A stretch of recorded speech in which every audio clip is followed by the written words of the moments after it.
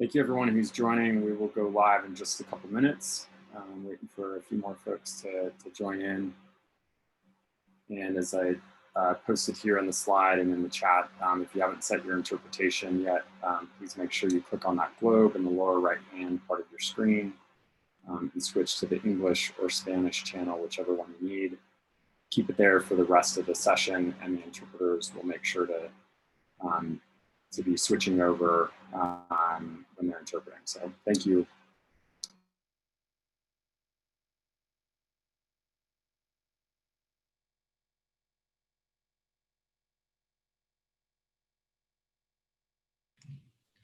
Trudy, could you see the chat I sent you, please?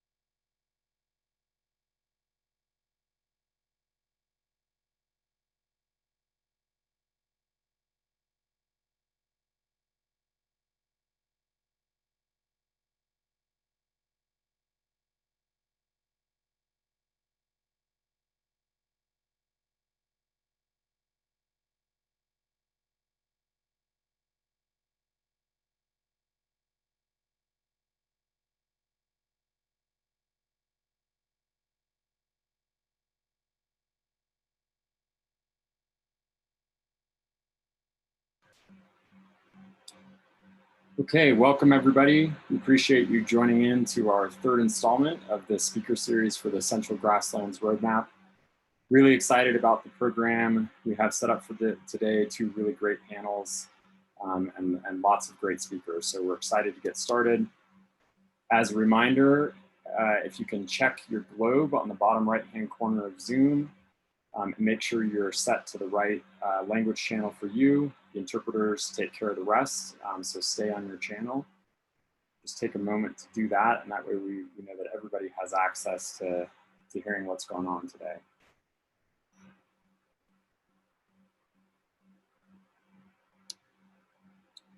A few reminders that you can always track the progress of the roadmap and all these speaker sessions at grasslandsroadmap.org and at /agenda.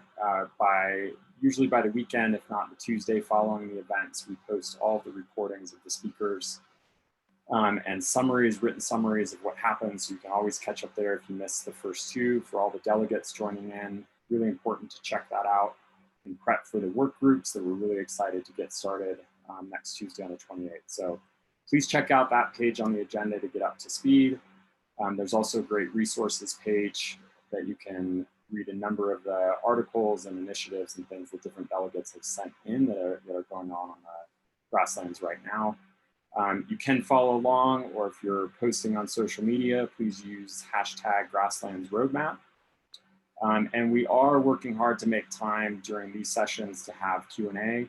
So please use the chat feature, or even better, the Q&A feature to send in questions for the panelists. Some of them we can answer offline, and some of them we can bring into the live dialogue and talk about. We also post that Q&A from each session on that agenda page. So please use that at the end of the panels when we get there, and that'll really help liven the conversation and the dialogue today. And just a reminder that the work groups do start on July 28th, and we have another round on August 5th. This is going to be a really important opportunity to focus on one topic in the roadmap and building on the initial work that a number of delegates did in the survey on the vision and the solutions and challenges that we're working on. So we're really excited to be able to get into those working groups and have very focused conversations. If you're not able to make those on the 28th or the 5th, we do have open office hours the following days. So you can join us on the 29th and August 6th if you're not able to make the scheduled times at this point. And it's really good also to check in on the progress briefing that we've got posted on the website, just to get a sense of where we've been, what we've covered, and all the different resources that have come in, ideas, and the draft vision and guidance for those conversations next Tuesday. So please check out the agenda page to see all the great resources from the talks, and then also check out that progress briefing to get up to speed about where we're at. Just a quick look at today, we're going to start with a panel on scaling up for the future of grasslands, building resiliency through partnerships, markets, policies, and economics. A great set of speakers there. And again, these talks are really helping us prep for the work groups on Tuesday, so we can get a sense of the types of initiatives and priorities and solutions that we want to elevate into the roadmap, that we can all collaborate on to implement the roadmap and see the conservation on the grasslands that we need. And then part 2, we'll close today with a really great panel, building on this Voices from the Land that we did on the first session on July 9th, and hearing from Indigenous perspectives. And want to thank Monica in advance for coming back and joining us. She's really made a difference in helping us get great speakers the last couple Thursdays as well. So with that, I'm going to hand it over to Allison from Audubon Rockies, and she's going to moderate and lead the next panel. Allison has been a great planning committee member, and I really appreciate you joining us today, Allison, and all your work that went into organizing this panel. Thank you. Thank you, Matt, and thank you everyone for joining. It's been a pleasure serving on the planning committee, and I'm excited about this panel today, the Scaling Up for the Future of Grasslands. The focus of this panel is really to offer insights from NGOs working in the space of conserving and restoring grasslands through really collaborative partnerships and programs that simultaneously increase positive impacts for people, for the land, for profit, and for wildlife. So with that, without further ado, knowing we're on a tight time schedule today, I would like to introduce our first speaker, Mr. Marshall Johnson. He's the Vice President of the National Audubon Society and Director of the Conservation Ranching Program. So Marshall, take it away. Thank you, Allison. And so happy that everyone could join to have this really timely and important discussions about our beloved grasslands and how we can create new tools and scale those tools to meet the tremendous demand and urgency of the moment. What I'm going to be focusing on today was an idea that began within Audubon and in partnership with the Missouri Department of Conservation more than 8 years ago with then leader of our Prairie Bird Initiative, Justin Pepper, Max Alliger of the Missouri Department of Conservation, and Roger Steele on staff with Audubon as well.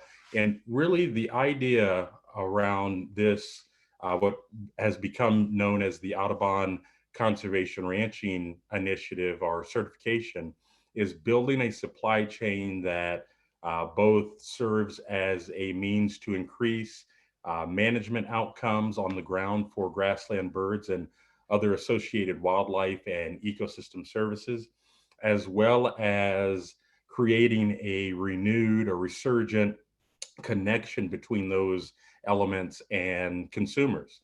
There are 48 million birders, self-identifying birders in the country, and how can we create that linkage that can scale, increase outcomes and profitability for ranchers and the grasslands that they steward? And kind of to visualize that, the conservation, the Audubon certification connects conscientious consumers to ranches where bird-friendly management, regenerative management is supporting grassland bird conservation. That's the program in a nutshell. 8 years ago, it seemed like the third rail of conservation and maybe a daunting challenge. And we've come a long way since then. Really wanting to focus this program in the areas with the most grassland bird abundancy and to really have a impact on these species. And also, as we know, this is an area that we've lost nearly half or a little more than half of this, which was once the most abundant North American native ecosystem. And so knowing that we want to protect it, but we have to have it on the landscape to protect it. We need solutions that tap into new areas to drive this conservation. And we have to do so in a multitude of areas within the grassland ecosystem, because our birds are so dynamic. Our solutions and tools have to be every bit as dynamic as the birds that spend half their life in the northern reaches of this ecosystem and the other half of their lives in other parts of the ecosystem, south and in the southern part of the United States and Central and South America.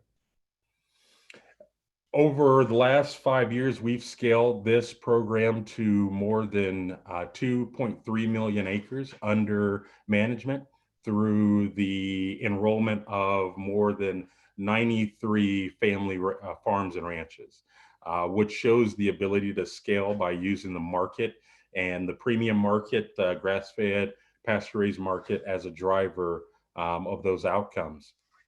The Audubon products raised on Audubon bird-friendly land are available at 140 points of purchase throughout America and available now at every home in the lower 48.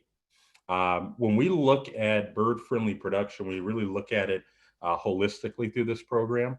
That's, of course, the habitat management plans that are developed, but that's also reducing chemicals and harmful pesticides that also contribute to grassland bird loss through the degrading of the food chain that supports grassland bird reproduction.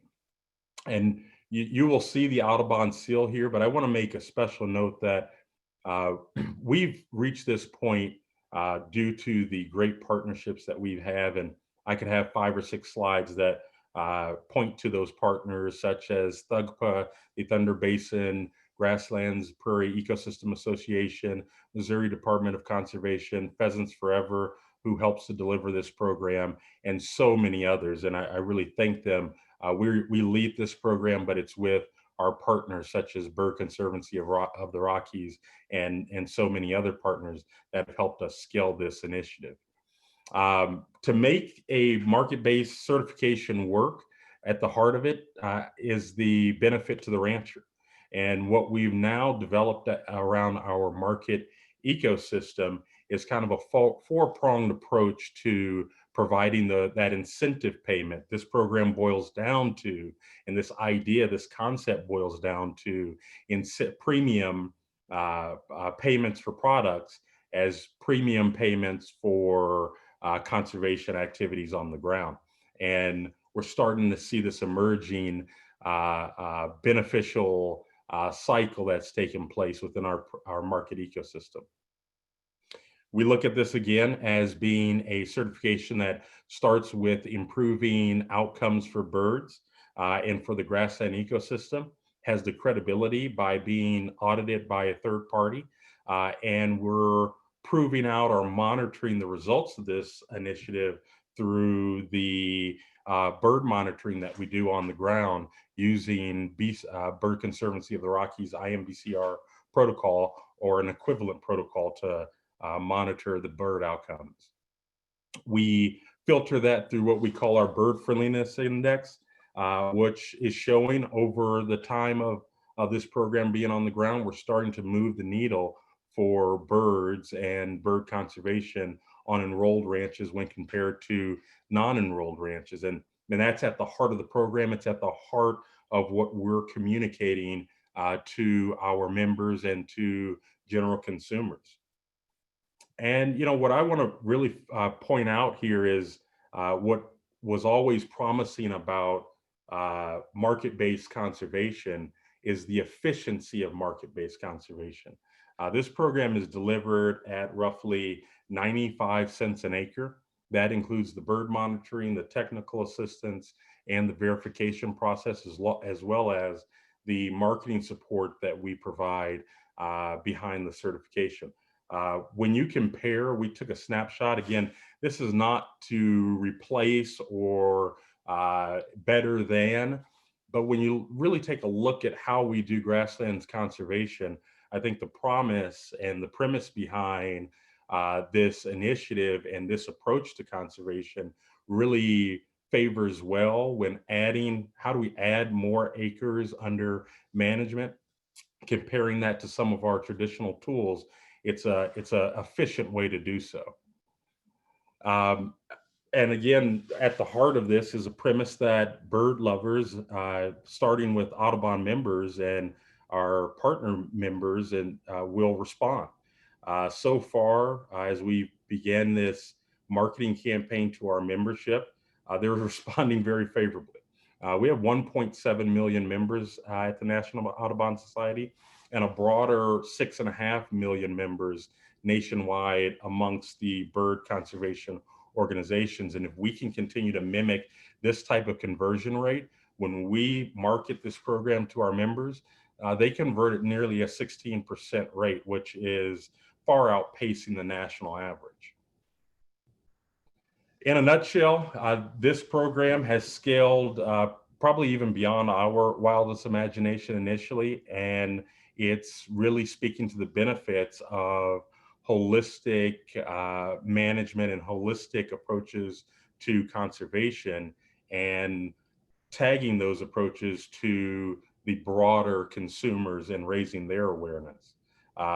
That's in a nutshell how this partnership has approached scaling conservation outcomes through the marketplace, in particular the niche grass-fed pasture-raised marketplace.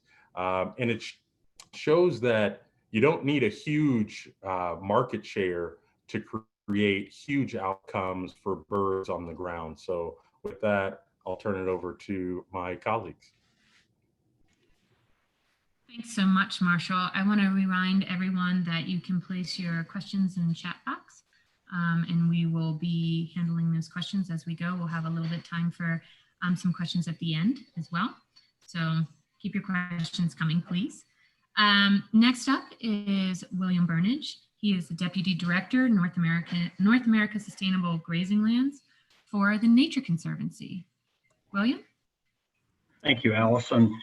And everybody hear me, or at least can somebody nod to make sure? All right, great. We've got audio, and I believe we've got the presentation coming up. I really enjoyed that, Marshall, and I think I'm going to have some complimentary pieces to share about some other work that's going on relative to beef industry. I'm excited to be here today and really share this with everyone, and excited about the opportunity to scale up the impact of our work to secure the future that we all want for land and people. And we all know the scale of our grasslands or grazing lands in the United States, and we know how vital they are to a whole bunch of outcomes for nature, for people. But it is in addition to being a huge kind of ecological system, it is also a huge foundation for our grazing-based enterprises in this country, and in particular for beef cattle, where we have 93 million animals in the United States, and over 750,000 people or families engaged in ranching-based enterprises. I don't know if everybody knows this, but there are about 775 million acres of grazing lands in the United States. That is the largest single land use, and it is vital to protect these lands and make them more valuable to people so that they can remain valuable to nature in ways that I think we are all keenly aware. And the Nature Conservancy is working on this under our North America Agriculture Program, which has two main focal areas. One is sustainable grazing lands, where I'll focus my talk today. The other is around soil health and nutrients, which applies primarily on cropland. On all of these lands, we have four key goals, and it's to protect habitat, restore degraded land, to advance climate-smart agriculture, and to secure fresh water.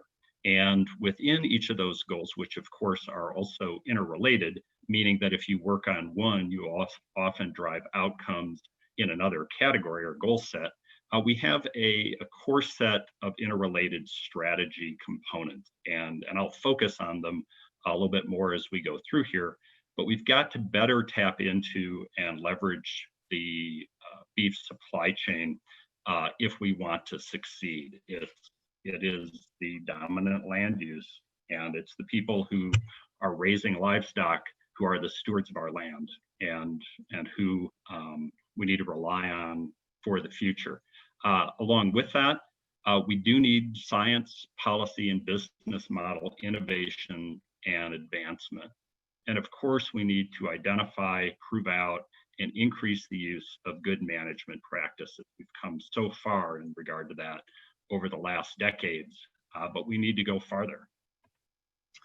Overall, for the Nature Conservancy on grazing lands, by 2025, we are seeking to improve the management of 240 million acres of grazing lands in the United States. That's about a third of our total. We hope to do this by building on our farm and ranch holdings across the United States.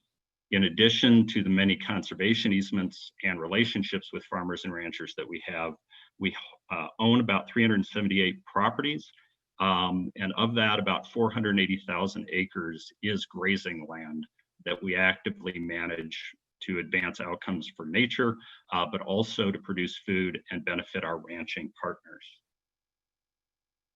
So to do this, I referred to some of our strategies before, but we've got to tap into the supply chain more effectively with sourcing programs, industry standards, transparency, and producer leadership.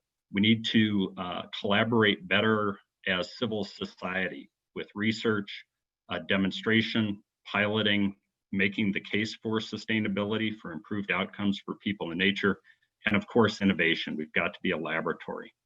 And then finally, we need to set a context that is supportive of people and organizations doing this work.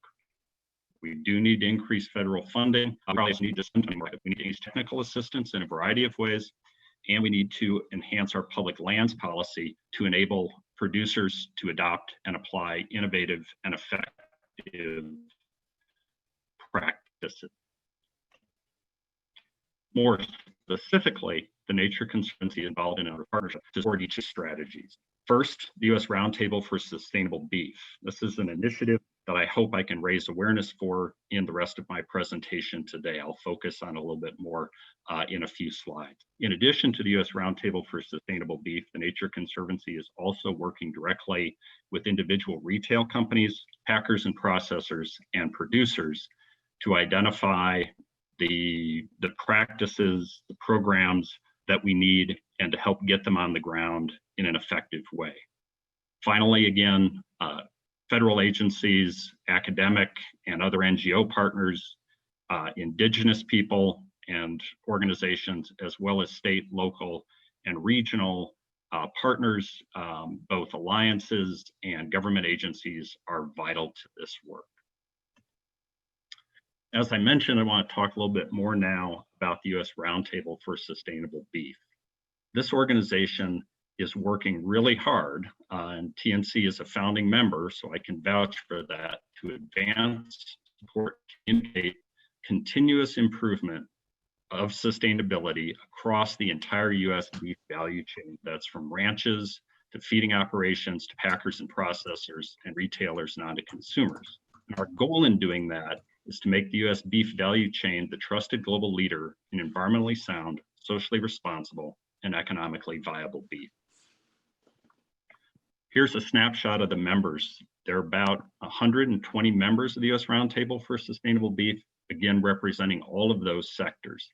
And you can see from this slide that the core of the U.S. conventional beef industry is involved in the U.S. Roundtable and working really hard to advance its mission and vision.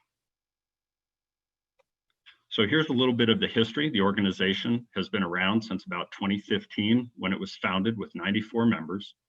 And today it has worked through a set of stakeholder-based processes to launch a U.S. beef sustainability framework. And that framework includes high priority indicators for sustainability. It includes metrics that are sector specific, so that would apply to a cow-calf producer or a retailer that also relate back to those indicators, and a set of assessment guides, really guidance for actors in each beef sector to advance improved outcomes under those indicators. It was published in 2019. And so I'll just take a few minutes here to go into a little bit more detail about what that framework entails. But I encourage you all to visit www.usrsb.org and take some time to go through it. It's an extensive document that I think does provide an important element of a roadmap to a better future for our grazing land. To dive in a little bit, the high priority sustainability indicators for the USRSB kind of include, I think, what we would all agree are the most important aspects of sustainability on our grazing lands: water resources, land resources, air and greenhouse gases, efficiency and yield, a measure of business effectiveness, employee safety and well-being, and animal health and well-being. A quick note here on land resources, because I want to make sure that this comes through loud and clear, is that for the roundtable, the land resources indicator is based on the stewardship of terrestrial and aquatic habitat in relation to water, soil, and biodiversity in an area. The establishment of that definition for land resources by the roundtable, I think, was really important. The industry for many years has articulated real concern, care, and a history of stewardship for our natural resources. But this is a public statement that it is vital to the future of the industry. I think set a new benchmark for commitment and eventually transparency around what the industry is doing to protect our land resources. Similarly, for water resources and to address air and greenhouse gas challenges. For the cow-calf sector, the metrics that relate to each of those indicators are defined in the following way. And I broke them out here a little bit. The items in the blue box really relate, I think, to what many of us are coming to the summit to dig into in more detail. Water resources, land resources, air and greenhouse gas emissions. But those things, if we want to succeed over time, have to be considered on a co-equal basis with the business, the animals, the livestock involved, and the people who work on and make their living on our grazing operations. And so these things, critical for the cow-calf sector. They're different, of course, for the other sectors, the feeding, packing, and processing and retail sectors. But I think there's a common element here that is really relevant and something to think about as we chart a roadmap in this summit, which is that grazing management planning, or improving grazing and ranch management, is the central feature of the water resource, land resource, and air and greenhouse gas metrics for the U.S. Roundtable for Sustainable Beef. It's about improving the condition and the outcomes of our grazing lands in ways that benefit nature and in ways that benefit people. And I think that is a great complement to a lot of the other topics that we're going to be discussing. I hope we can make more of that. So going forward with U.S. Roundtable for Sustainable Beef, this year the organization is working really hard to develop targets, to develop goals for the entire supply chain or value chain, and establish sector-based targets, again, for cow-calf, feeders, packers and processors, and retailers of beef. Going forward, the roundtable will launch into an intensive effort to build awareness and to promote adoption of the U.S. beef industry sustainability framework, and to bring more resources to it to support everyone from the rancher through the retailer to continuously improve their operations and make a difference for people and nature going forward. In conclusion, the Nature Conservancy is committed to a beef industry and the role it will play in protecting and restoring grazing land. This is vital to biodiversity, water resource protection. It's vital to providing the food that we all millions of Americans and millions more around the world rely on, as well as the stable livelihoods and good lifeways for the people who produce the beef. We need to enhance supply chain resilience. As part of this, we've all seen how disrupted the supply chain is recently. And we need to find ways, of course, to address greenhouse gas emissions in all of this work.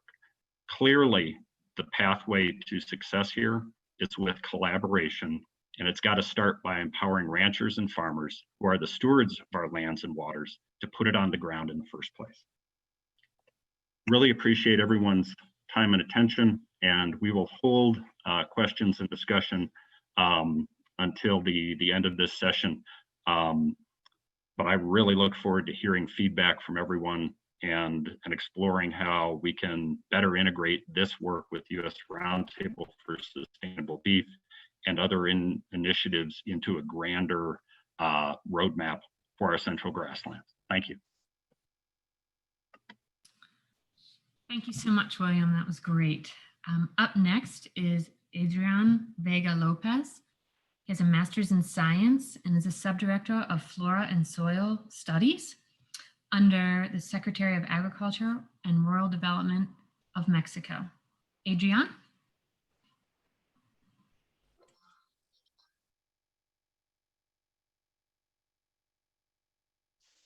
Sí.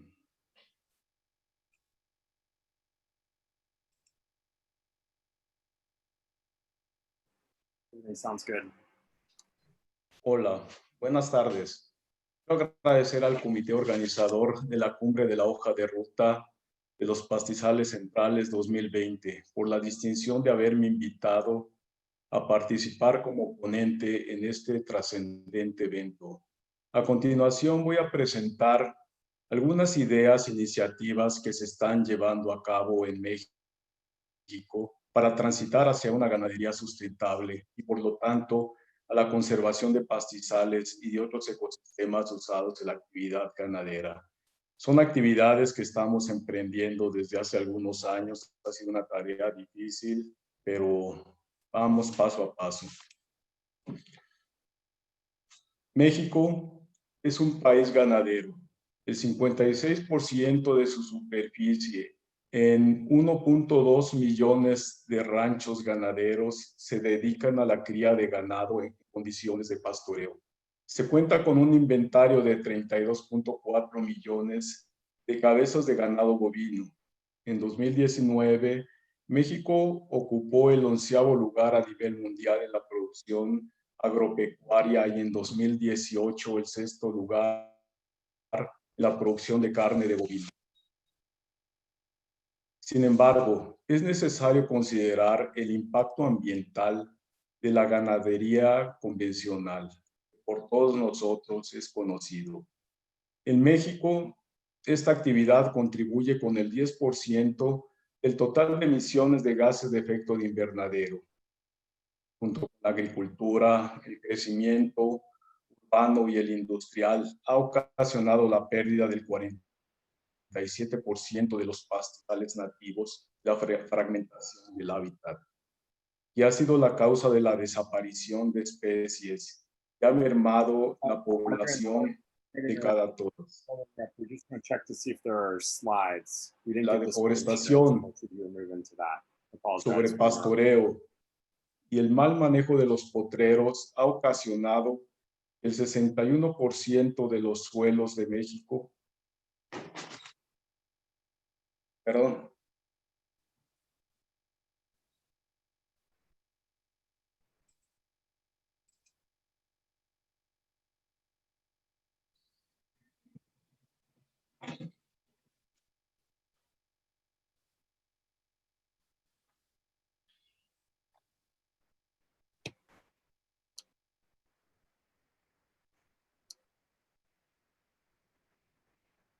Disculpen, ¿se ve? No worries. We can take a second to figure out. We do have backup if we want Alejandro to share from his screen, I think. There we go. Disculpen. Looks like we're headed there. Yep.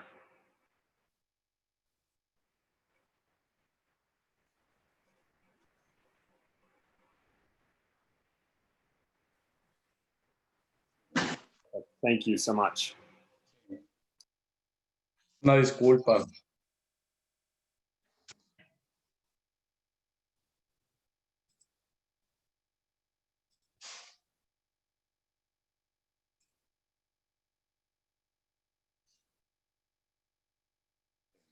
Excellent. Thank you. Appreciate it. ¿Cómo la ganadería extensiva puede contribuir en el futuro de los pastizales? La opción más viable, pues, es producir conservando.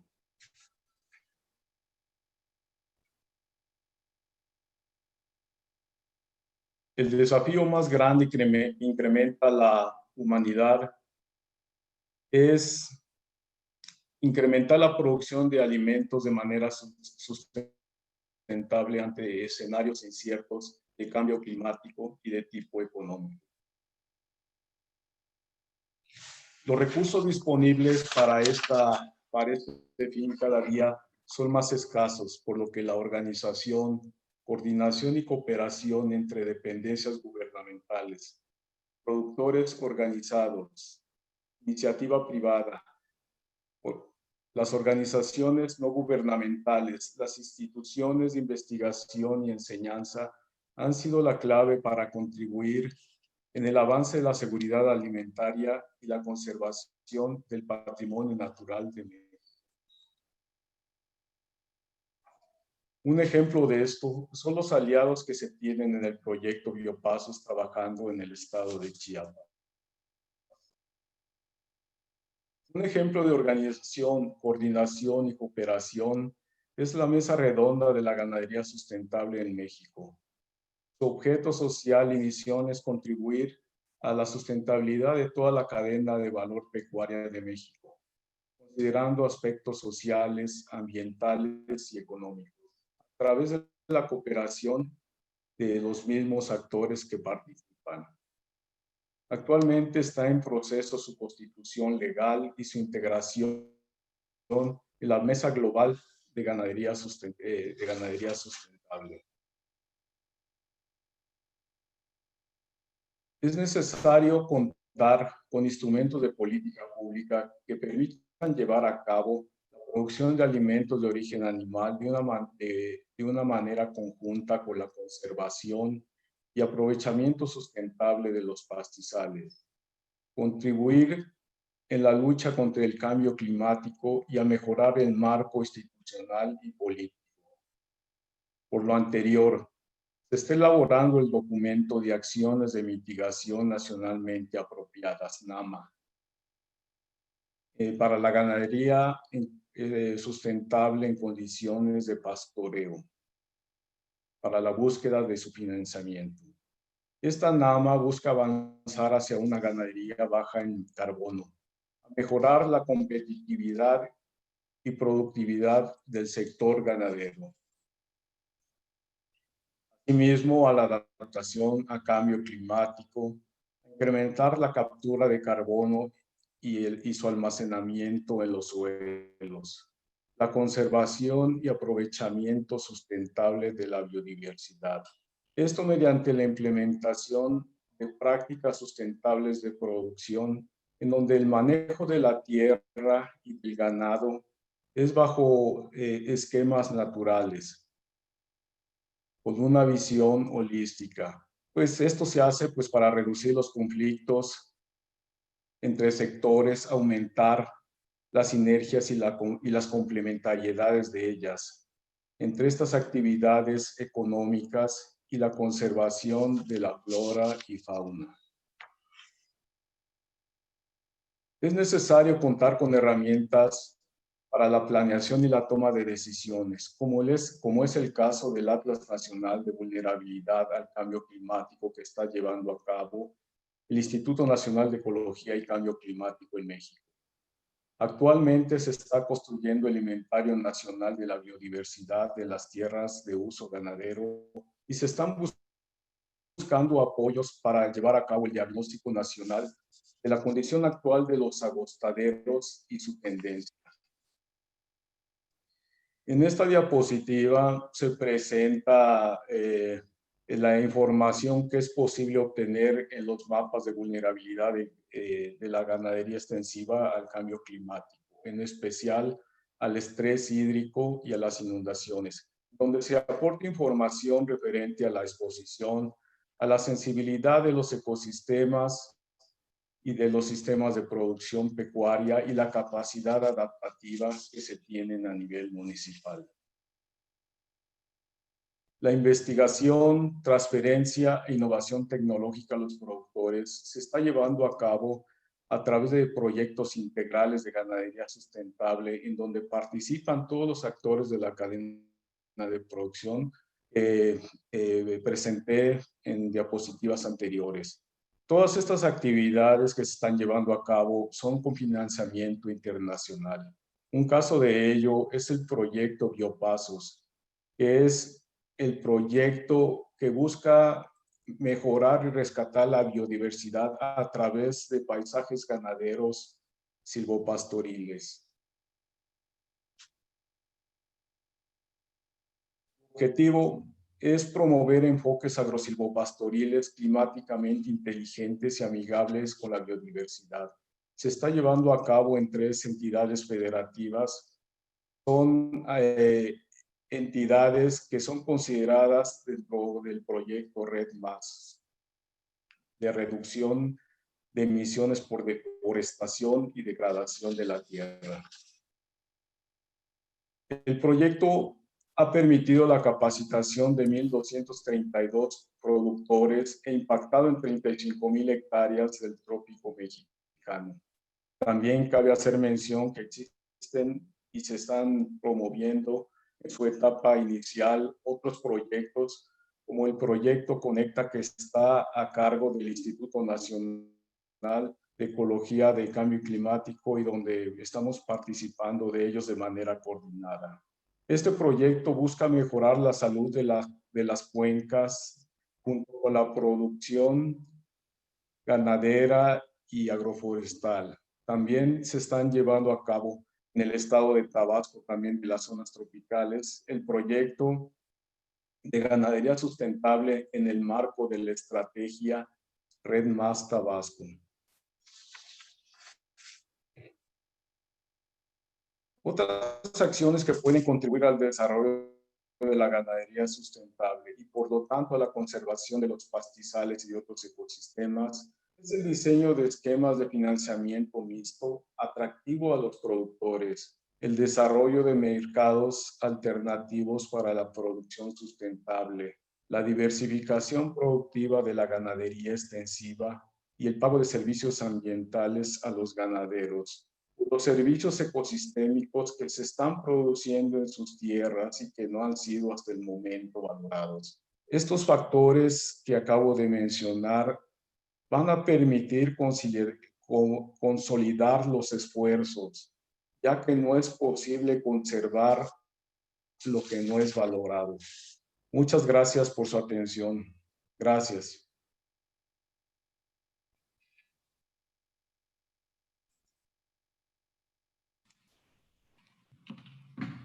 Thank you, Adrian. That was great. Turn on my video. Next up is Dr. Trudy Ekofi. She is the Executive Director of the Tonka Fund. Trudy? Great, thank you, Allison. I appreciate it. And I'm excited to be here today with a distinguished panelist and to be part of this group. I'm going to try to share my slides here if I can. And just explain to you a little bit about what Tonka Fund is and where we're going. Slides up here going, hopefully. There we go. I hope everyone can see that and everyone can hear me. Tonka Fund is a relatively new organization, but it's been in the works for many, many years. Many of you may have heard of Tonka Bar, or Native American Natural Foods, which has developed a meat product snack bar. And if you haven't, I would encourage you to check out Tonka Bar. And so we are the nonprofit 501c3 piece of that was just developed just recently. Back up a slide here. In the last year, we just got our fiscal sponsorship. So we're very new, but the idea here has been in the works for quite some time, since Tonka Bar was actually in the works. And I'll explain that a little bit more a little bit later on in the slide presentation. So one of the things that we express at Tonka Bar is where we've been. We understand the evolution of the Great Plains was part of a geology, a climate, grazing animals, and disturbances, and predators. And for most of you on there, I'm sure that you probably are aware of all that. But the big focus was the grazing animals and what they did to the landscape, and also the predators or the humans that were also on the landscape with the bison. And he relied heavily in the northern plains or across the this region of the North America.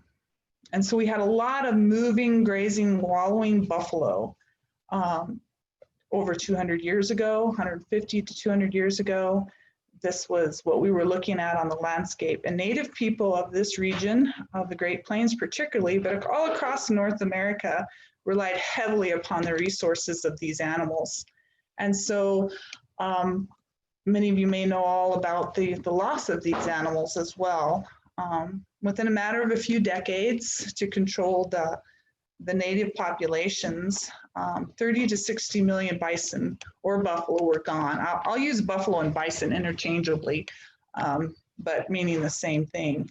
So many of you may have seen these pictures before of what the commissary, of what the native people lost in the region, and the effects that it had upon the grasslands. When you start taking fire away, when you start taking a large grazing animal away, replacing it with a foreign animal that you can mimic some of the grazing pieces with, but it has a great disturbance on the landscape in terms of monoculture and the fencing that was put up and things like that. So that's kind of the history, that really the deep history of where Tonka Fund was born out of. So with the loss of the bison, basically the tribal nations that relied heavily upon them lost their commissary. I borrowed the traditional uses of buffalo from the Intertribal Buffalo Council, who mainly works with the tribal entities that are in the process of reintroducing bison, and they have been in existence for about I think around 35 years now. But there was something that Tonka Bar and Tonka Fund were, and why Tonka Fund was decided upon, is that there was a lack of information going to tribal producers. Many of you that have been across the Great Plains knows that many of the reservations in that area rely heavily upon grazing cattle, and there are very few bison that have been reintroduced except in some of the tribal herds. And so we've also felt that there was a lack of information being provided and a lack of assistance to individual native producers and to the families that wanted to get back into the bison production. So another reason why Tonka Fund was envisioned. So this is our vision statement and what we were looking to try to do. Empowering Native American ranchers to restore the economy that centers around buffalo. We're looking at doing capacity building, and I'll talk a little bit more about that as well. We are also in the business of trying to re-grant funding. We're primarily right now, Tonka Fund is funded through some generous grants through some other foundations, but we are also doing fundraising and relying upon donations. And we're trying to get as much of that money back into the hands of tribal native producers. And we say Great Plains, but we are willing to work with just about anybody that is on tribal lands or tribal producers that would like to reintroduce bison. Some of the things that we, in our mission statement, is securing capital. Where maybe some of the tribes, the tribal programs, there's money available through the tribal entities, through Intertribal Buffalo Council. We're finding that most of our native producers do not have the ability to get the capital needed to reintroduce bison. And then we're also looking to provide that training and technical assistance. As I mentioned earlier, we were the nonprofit arm of the Tonka family of the Tonka Bar, or Native American natural foods. And one of the things that why we were also created was Native American natural foods that process the Tonka bar can only find less than 10% of their animals that they use to process for the meat bar. That is primarily bison and rice. Is they can't find the animals that to buy from native producers because they're just not there. So that's another reason why Tonka Fund was envisioned. There's just a picture of Tonka bars. If you're not familiar with it, it's the buffalo meat with cranberries. But we also realized too, along with trying to help native producers bringing bison back into the environment, is not only trying to get them there, but having those producers be sustainable. And that's what we're looking at: marketing plans, local foods, and business planning for them. And we're also very committed to looking at the ecological sustainability, which is the grassland management. As I mentioned earlier in the earlier slides, you know, how the whole ecosystem evolved was with grazing and with large herbivores, large grazing animals.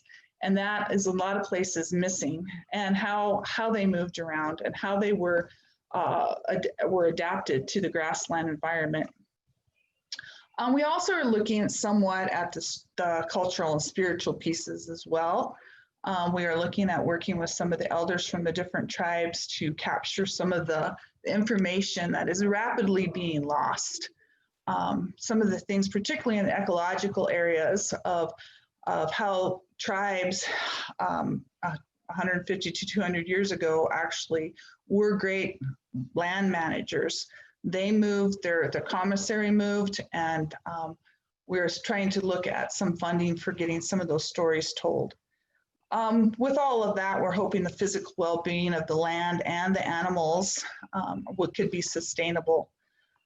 It's a large task, but we're fairly new. So some of the things that we're looking at for possibly funding is to help native producers get their land management and that piece figured out. And every tribe and every reservation is just a little bit different. So we're trying to help producers, empower producers to be able to look to their tribal governments to figure that out.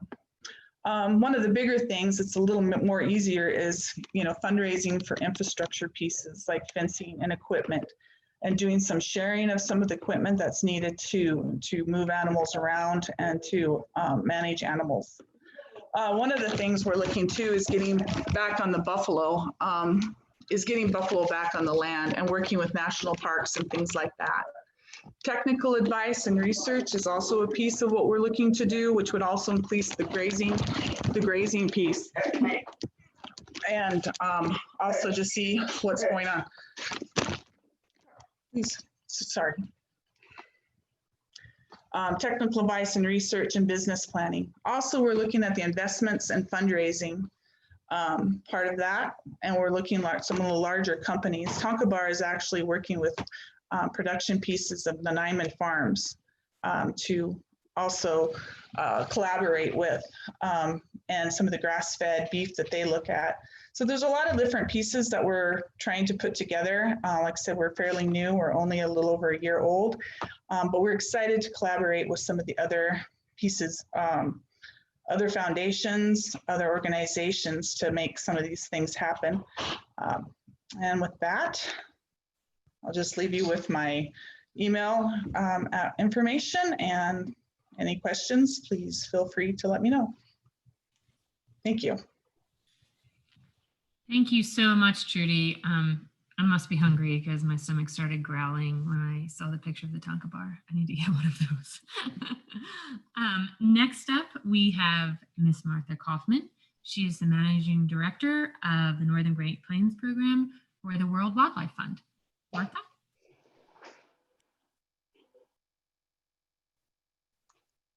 Hi, everyone. Thank you, Allison. I'm going to bring up my slides now, share.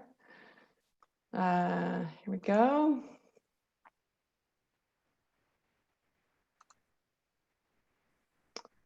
And switch this out. Okay, can everybody see that all right? Yeah, it looks great. It sounds good. Thanks, Martha.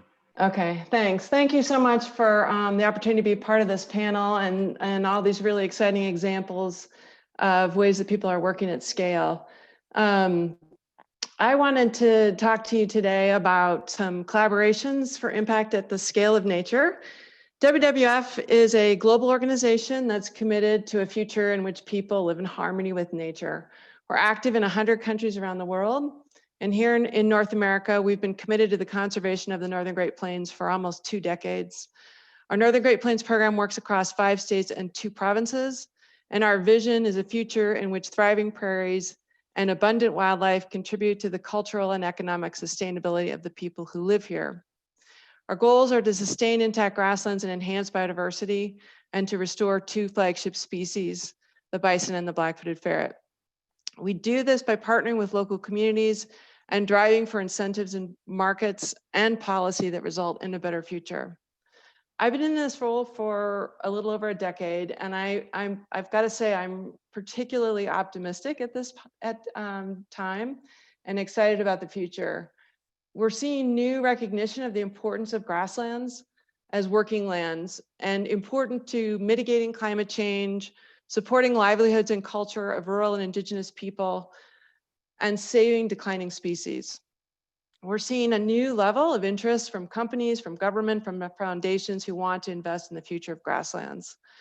So what I want to talk to you today is about 3 different collaborations for grasslands and wildlife conservation at multiple scale with uncommon partners. WWF is a part of all 3 of these collaborations. We are either helping to lead or supporting these collaborations. So the one is at the global scale, the second is with Native nations in the Northern Plains, and the third is at the scale of the Great Plains. So I'm going to hit all 3 at a pretty high level because it's a lot to cover in a short time, but I thought they were great examples of large-scale cross-collaboration that have an opportunity to coalesce and with this initiative and build something even bigger. So this is a map of grasslands globally, and the red triangles are where WWF has offices working on grassland conservation. In 2019, we started the Global Grasslands and Savannas Initiative, a new initiative to elevate the grasslands and savannas biome and to strengthen efforts to conserve them. There are 2 main work streams with this initiative. One is to elevate the profile of grasslands and savannas to the highest levels of international attention, ensuring they get the investment they deserve. And second, to deliver on their ground interventions.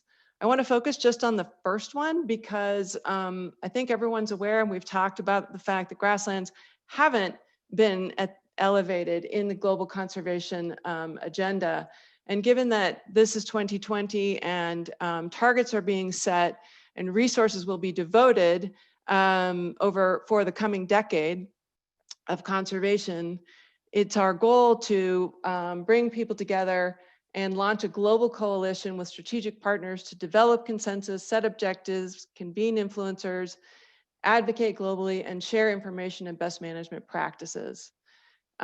We want to see a global monitoring system to track and disseminate information about conversion rates, biodiversity, and carbon storage, much like what's already been done for forests, and to incorporate grasslands and savannas into sustainability commitments in the private sector. So we want to influence global funding mechanisms towards grasslands and savannas. And lastly, engage producers and consumers to increase the supply and demand for products that value the biodiversity of grasslands and savannas. And I think we've heard 2 great examples already this morning from Audubon and from Tonka Bar of very specific efforts to do that. One last thing I wanted to say is this platform launched this week. The very first meeting happened Tuesday morning. There will be monthly calls. If anybody who's participating in this has an interest in joining and participating and contributing and learning about this effort, you are more than welcome, and we'd love to have you. The second initiative I want to touch on, and this is supported, not led by WWF, is a regional sustainable financing initiative for tribal wildlife conservation in the Northern Great Plains. There are 15 Native nations in the Northern Great Plains, at least 10 million acres of tribal trust and tribally owned lands, not including lands owned by individual citizens of Native nations. Tribal wildlife departments in general lack funding to develop and expand essential initiatives that will allow them to drive the recovery and maintenance of ecosystem health. For example, many Native nations lack sufficient funding to hire a single wildlife biologist or provide adequate facilities and equipment for their staff. Acquiring sufficient funding for regional conservation efforts is an opportunity to invest in conservation, economic development, and human welfare in tribal communities. The purpose of this initiative is to increase long-term stable funding for tribal-led natural resource stewardship so that people, wildlife, and the land of the Northern Great Plains can continue to help one another. There are 40 participants from 13 Native nations. In 2019, we brought on a full-time coordinator, and in 2020, they've completed 2 major pieces of work. The first is they developed a regional conservation plan with a vision, mission, goals, and some very specific action items. And you can see this is very much in line with everything that this roadmap seeks to achieve. Native nations unite to ensure the diversity of life in the Northern Great Plains flourishes for current and future generations. And I'll let you read through this, but it's a very exciting and high-level regional effort, combining the efforts of many different Native nations. The second one is they had a consultant who had been engaged in many of the examples of conservation trust funds provided on this slide. Recently completed a feasibility study to determine whether a conservation trust fund would be an approach that would be even feasible in this context. And the conclusion, after interviewing over 60 different people from a variety of perspectives, is that it is feasible. So the Sustainable Financing Initiative formally voted to pursue the next steps towards developing such a fund. And so a big effort moving forward. The last of the 3 collaborations that I want to touch on with you all is an effort that is very nascent. It started about 6 months ago with a small group of stakeholders from different sectors, from academia, from ranching, from conservation NGOs, from some companies in the beef supply chain, to explore what collective action could look like. Very similar and parallel to what this roadmap is looking to do. The question we asked was, could we develop a pathway that would inspire new commitments at a scale that would be meaningful to address the challenges the ecosystem and the people face? We agreed that we would develop a problem statement, a shared vision, and a set of ambitious, specific, and grounded goals. There's a draft document of that problem statement and very much a draft stage that we provided to this effort. It's on the resources page on the website for the roadmap. And here is a very draft stage, but we felt important to put together a set of high-level goals. So by 2030, the Great Plains are known worldwide for establishing a culture of resilient abundance for people and nature, as a place where people work for the land and the land works for the people, where wildlife thrives as it has for eons, and where people come to build a bright future. And we're developing these need further development, but high level and specific goals for the next decade to maintain the current extent of grasslands, to improve the condition of the existing grasslands, to invigorate or boost the communities and grass-based economy, and to enhance the sustainability of row croplands where they exist. I think what's unique about this is, in addition to developing these science-based goals, which again need further development to get more specific and clear, the devil's always in the details. We recognize that, but the group agreed that when I used the term grounded, that they envision really flipping on its head the approach of setting goals in a top-down approach, and wanted to develop a straw dog, develop something to respond to, but then take these two communities, take these two ranching communities, work with indigenous communities to further develop them together and to agree on a set of goals for the next decade that we can all work on. That would then be finalized and then in some way go public to attract engagement by the actors we need to achieve scale. So our question is, and I was really appreciative of the opportunity to talk to you about this in this panel as part of this roadmap effort, is can we integrate these two efforts? Could the goals that this group has started to develop be further developed by this effort? And could it potentially offer a destination for this roadmap and the two efforts coalesce? So as we move into the working group sessions, we offer this as something potential to chew on. So with that, I want to say thank you very much. Appreciate the opportunity to be a part of this panel and look forward to being part of developing the roadmap going forward. Thank you so much, Martha. That was great. And I think really sets the stage again, reminding everyone we're breaking out in the next session next week and gives us a lot to chew on to think about how we can move forward together. So thank you for that. Last but certainly not least, bringing us home on this panel is Colin O'Mara. He is the president and CEO of the National Wildlife Federation. Colin? Great, thanks, Allison. It's always good to follow Martha. Look, we have a big opportunity right now, and we're in a position nationally that we're going to end up spending trillions of dollars in the next 6 to 12 months to try to figure out how to rebuild the economy, figure out ways to improve resilience, and hopefully get back on track in the aftermath of the pandemic. And the opportunities for significant funding for grassland conservation have probably never been higher if we can kind of align the various pieces and kind of get our act together. Like I don't need to tell anybody on this call about the imperiled nature of the resource and the globally significance of the ecosystem. But last year, when the State of the Birds report came out, there were two numbers that kind of leaped off the page. One was three numbers. The first number was being down 29% overall, and the 3 billion birds fewer than 1970. But the two numbers that kind of stuck out for me was the 53% decline in grassland birds and the 56% increase in waterfowl. And you start thinking about, well, why is that? And what are the policy mechanisms outside of kind of some economic forces and and our insatiable demand for additional ethanol and all the things we do to incentivize folks to plow up grasslands. And I think one of the biggest differences has been significant dedicated funding.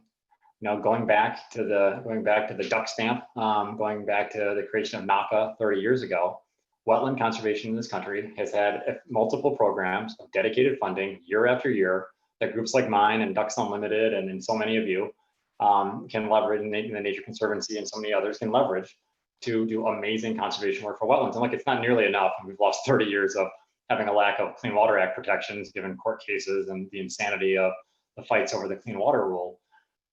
But there have been more tools available. And outside of CRP, which is it's an incredibly important program, and the amazing work that I'm so proud of my team, folks like Aviva Glazer and Julie Siving and Leica Knopfman that have done on things like the Sod Saver program, which is in 6 states now and needs to go nationwide, the Swamp Buster program. We have fewer tools to conserve and restore our grasslands than most other types. Some of it has to do with regional power and not necessarily being battleground states. Some of it is having amazing scientists working on it, but not enough advocacy. And I'll take part of the blame for that because I don't think the National Wildlife Federation has done enough in over generations to make sure there was more equitable funding for grassland conservation.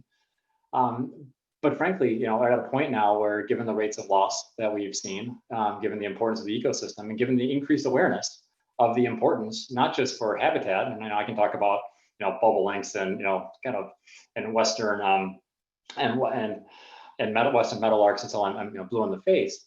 But I think folks are finally realizing from a climate point of view, both for resilience, the places in Nebraska that had much healthier grasslands along the Missouri fared much better during the flooding last year than places without.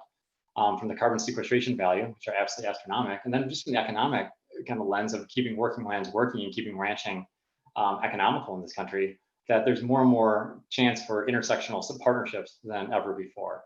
And so there's a couple of things we have to do, of course, as part of a bigger strategy. And a lot of it are the pieces that have been laid out in the different segments. But I do think, and the reason I wanted to join you all today, in person or virtually, I guess, was I think this needs to be a much higher national priority.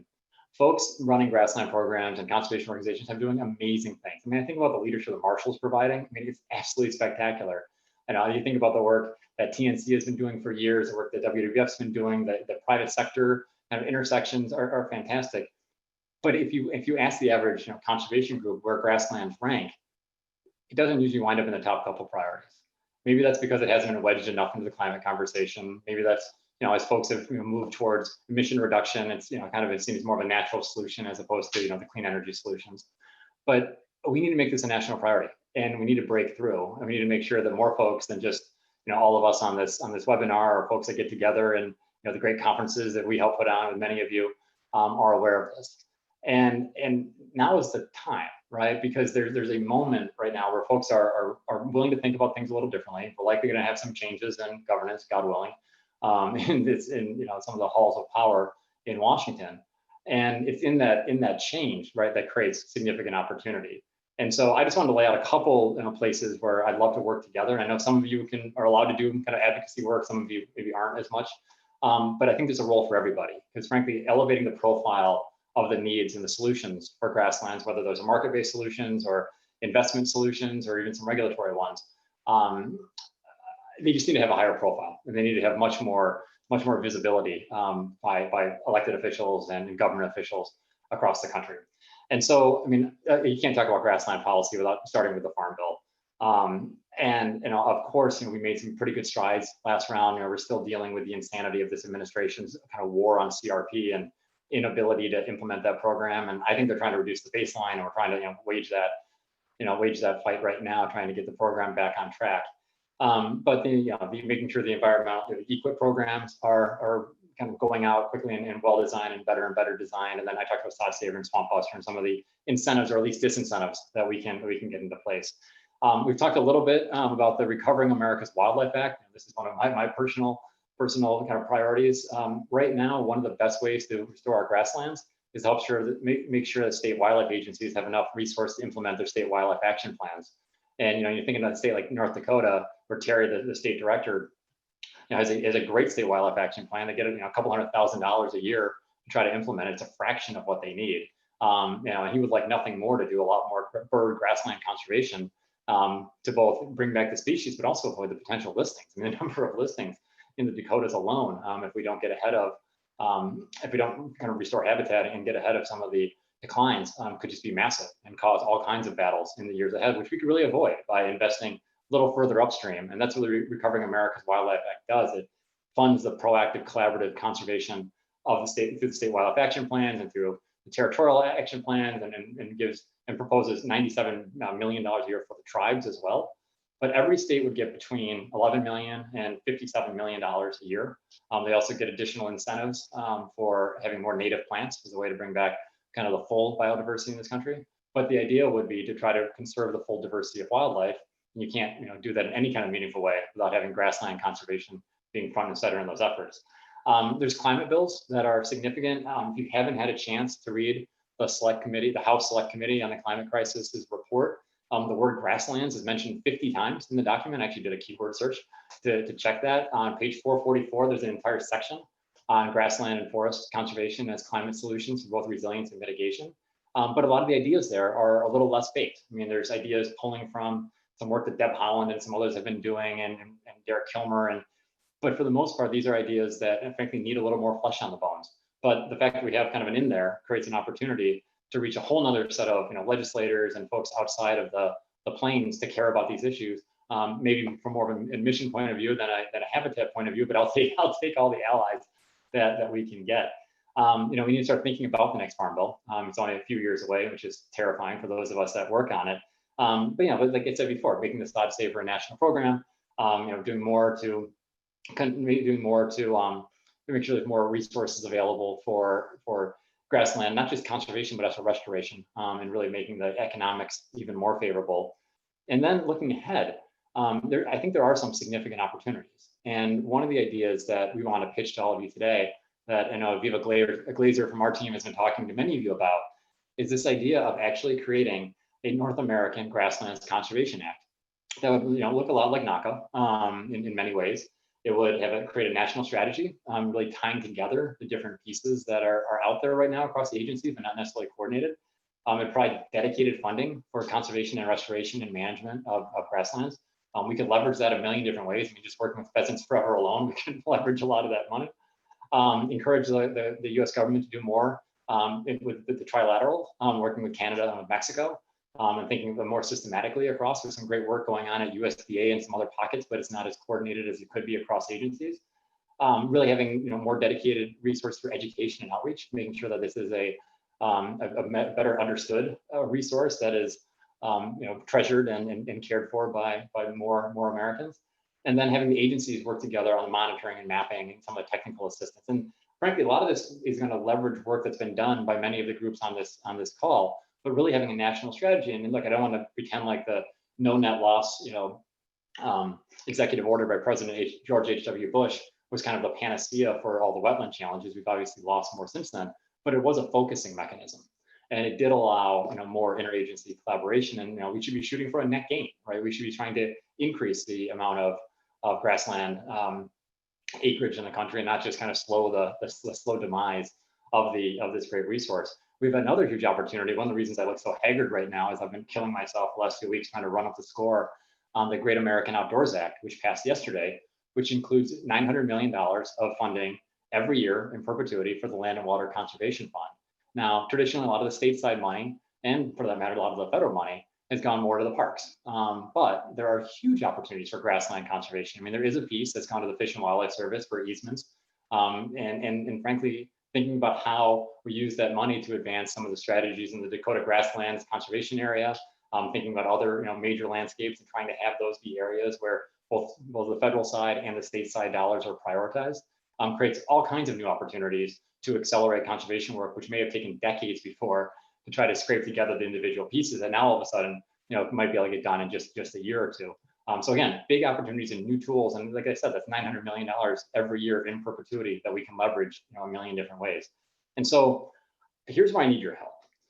I think, and this isn't a criticism, but we need to get the word out, right? We need to figure out ways to elevate the profile. I don't want anyone to get political. This is a C3 conversation, but there's an election going on. Minnesota is pretty important. Having folks that happen to write things that wind up in the Minneapolis Star Tribune that would happen to be seen by many folks that are seeking votes right now is a way to raise the profile, right? I mean, there's different things that we all can do. If you have a chance to talk to your member of Congress, be talking about the importance of grassland conservation, particularly funding. Talk about the role that grassland conservation can play to make communities safer, that can help clean up water, help reduce emissions, keep working lands working, and at the same time create a ton of jobs, right? And we know that investments in grassland conservation can create up to 30 jobs for every $1 million we spend. It's one of the highest returns on investment because it's so labor intensive and doesn't have as much equipment and materials compared to a lot of other types of infrastructure. These are big ideas, right? These are the conversations that can hopefully put us into the national conversation. So when they're talking about trillions of dollars of funding, we're actually really at the table.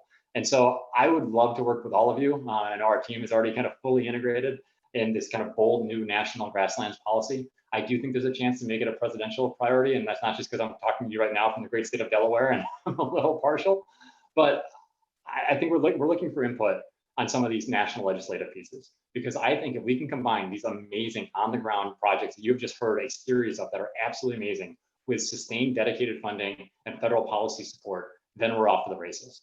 We won't just be talking about slowing the bleeding. We'll be talking about how do we really stand up our grasslands to be the incredible ecological powerhouse and economic engine that I think we all know they can be. That's the potential. And I really encourage each of you to lean in and think big, think bold, but really try to seize this moment, because out of this crisis, God, this is cliche, but out of this moment, lies incredible opportunity. And I just think if we don't figure a way to seize it right now, it might be an opportunity that doesn't come back immediately. So let's make grasslands an absolute top priority for this country in 2021 and beyond. Thank you very much for having me today. Thank you so much, Colin. That was really great and inspiring. And so we're going to move right into the next panel. Unfortunately, we don't have time to take some more broader questions. However, I will note a lot of these broader questions had to do with collaboration and how we can work with one another better, raise each other up from policy to grazing practices. So I want you to keep that in the back of your mind as we move forward into our breakout groups, because that's exactly what we need to be addressing.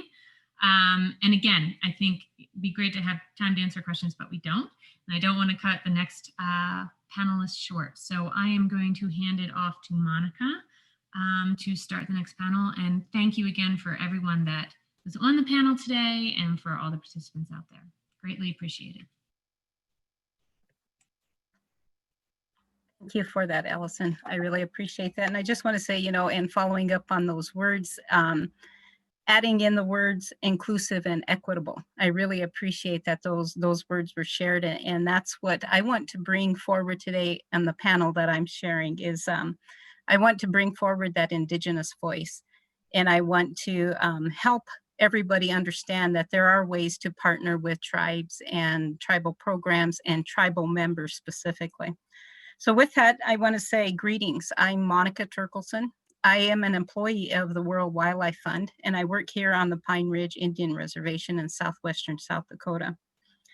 And it's just my great honor to bring forward a panel of Indigenous voices, shakers, planners, doers that all operate within the roadmap area. And they all operate on treaty ground, and I shared a lot about the treaty pieces and on reservations.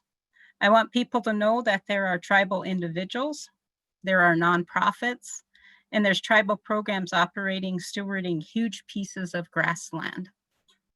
I want their voice to be shared, to be heard, and to be recognized. And I want us to answer the questions. Can we partner with tribes and tribal members in grassland conservation? Can we bring the programs that we have shared into Indian country and assist and support our tribal members?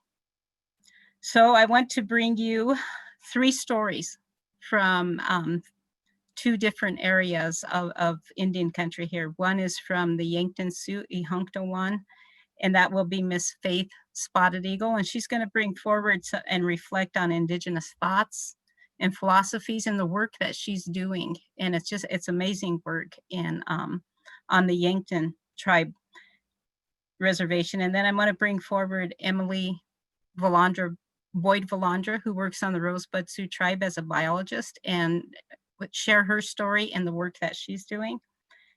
And then I also want to bring 2 individual tribal members who are ranchers on the Rosebud Reservation that are doing some really unique things, and I believe would really enjoy support and partnerships with all of the discussions that have happened prior to this panel.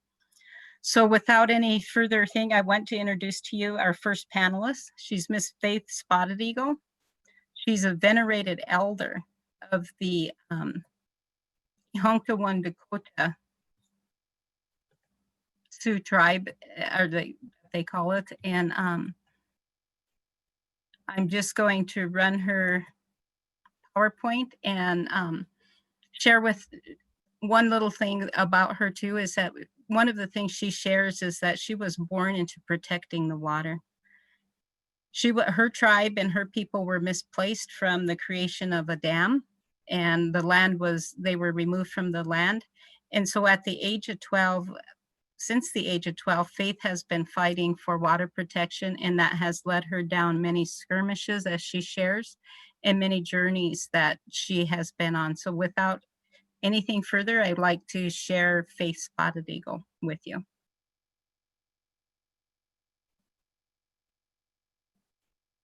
Faith, are you on? There. Okay, I'm on. Wopita, Monica, for introducing me, and I'm excited, and I'm going to have to speed talk because I have so much ground to share with you, but I'm excited. First of all, I put out my virtual handshake, Chante Washteo Kana, from a good heart. And I'd like to cover a lot of ground, starting with me being a grandmother. I am 71 years old, going into my 72nd year. And as they say, when you get to my age, you have to be good to listen to. So I'm going to try my best to be good to listen to during this 10 minutes that I have with you. But I grew up along the river, as Monica said. Several times over and over, our lands have been taken. So we grew up with this trauma of this land trauma, constant land trauma that has injured us. So in the years of my life, because I was raised by a grandmother who was born in 1872, if you can believe that, and she died in 1976 at the age of 104. So sometimes I felt like I was a relic, but really I lived with oral history that was maybe 300 to 500 years old. So I had a good window to know what it was like before we were colonized. And so in 1977, a bunch of grandmothers came together on the Rosebud Reservation, and we revived, or we started White Buffalo Calf Women's Society, which was the first Native women's shelter in the nation. It still survives 40 some years later. In 1994, still wanting to maintain that sense of decolonized thinking, we revived Braveheart Society, which I am still a member of 25 years ago. What we did is we had a good and wonderful thing that happened in the Black Hills of South Dakota. We realized that the angst of everything is the genocide, legal genocide and the colonization that has robbed us of our thinking. And so we began to examine, how do we get out of this quandary? How do we get out of captivity of our minds, our body, and our spirits? And so we laid the prayers in the Black Hills. We began working, and the doors started to open. And so now, 25 years later, we brought back many things. We brought ceremonies, rites of passage for our young ones, the boys and girls. We have 159 girls that have gone down that ceremony. We have, here's a picture of some of them at our camp along the Missouri River. Now, when we do these, I heard your discussion about the conservation and the lands that you take for granted that you can walk on, you can use, you can get easements. We don't have that luxury, because even though we had treaties, and the other thing that I want to say about a treaty is that as I speak to you right now, you are a treaty signer if you are a US citizen, so you have a responsibility to enforce that treaty. And so take that to mind, because that's how we build partnerships. These are not dead documents, they're very much alive. So when we tried to do the ceremony along the river, the Corps made a deal with legislators in Washington and our governor, and the land that was supposed to go back to us as surplus land was given to the state of South Dakota. They made a deal, and we lost this land for the second time, the third time. And so one of my uncles, Vine Deloria, who is one of the most foremost scholars of our people, he always told me, he said, niece, if you're going to be successful at something in taking back these things, he said, you have to line up a federal law, treaty law, and spiritual law.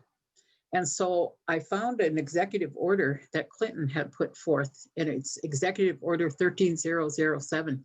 And it says that Native people have access to indigenous sites that have been used repeatedly. So I presented that to the Corps, and I said, this is, and you know somebody now that uses executive orders right and left.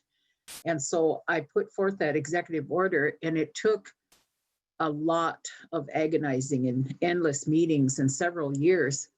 But I relied on somebody who within the Army Corps of Engineers knew this was possible. She came from the Portland area. You know, I always put up my hands to her. She was an amazing person, and we got it done. So this area of land was gifted to us, and now we do ceremonies on it. But it took so much work. And so we can't take it for granted that this land that truly is ours through treaty is really not accessible sometimes without secondary, tertiary, ongoing fights. And so that was something that these girls can benefit from. The other thing that when I went to Standing Rock, again, with the society that I belonged to, when I went to Standing Rock, I went as a representative of a society. When you get to my age, there's, I guess it's something like traditional law. They call it in our language, Wiyantanka. It's that when I get to this age in stature, I'm called a big woman. And so when I went up there, I stepped into the role of leadership, although I didn't want to, I got drafted. And I experienced what happened at Standing Rock, and I was able to do the best that I could. I had a part to play in the DAPL movement. As a result of that, I became, somebody heard me talk, and they gave me an electoral vote for president of the United States. So I'm the only Native person that received an electoral vote, and that sure upset a lot of people. I don't believe in the Electoral College, but it was interesting, and I love to rattle cages, so that was a good one. And I got a document from the US Congress, and it says a vote for Trump, Bernie Sanders, Hillary Clinton, and Faith Spotted Eagle. So I thought that was, I want to make sure and chalk that one up. But when I came back from Standing Rock, it went back, the fight didn't start. I just went back to the 100 other things that I was working on within the society. And one of them was what we call a cultural bioregion. So we have all of these things that we're working on in a traditional society.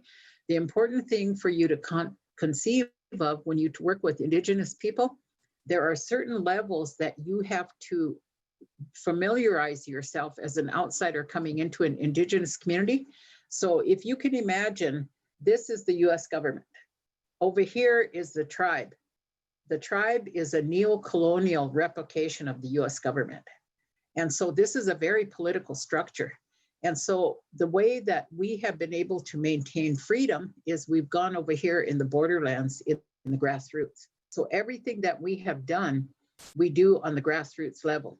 We are not elected, but at the same time, we can cross over here and work with the elected officials, but there's some aspects of this that are very colonial.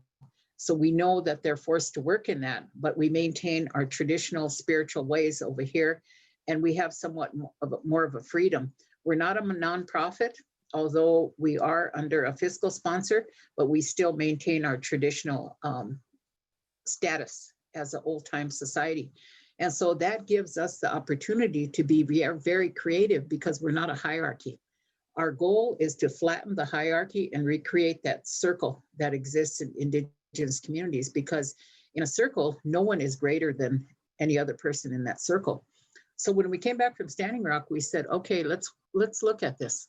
Because of the hierarchy in the government and the fact that 50% of most tribal governments are created by federal grants, the most important thing we need to do is come back and create a cultural bioregion on the Missouri River. Because when we were in Standing Rock, we noticed that because of captivity of our people, and that the Corps of Engineers is the only stakeholder on the Missouri River. There's only one stakeholder. And the majority of the time, the tribe up there did not know what was on the river and did not have control of what was on the river.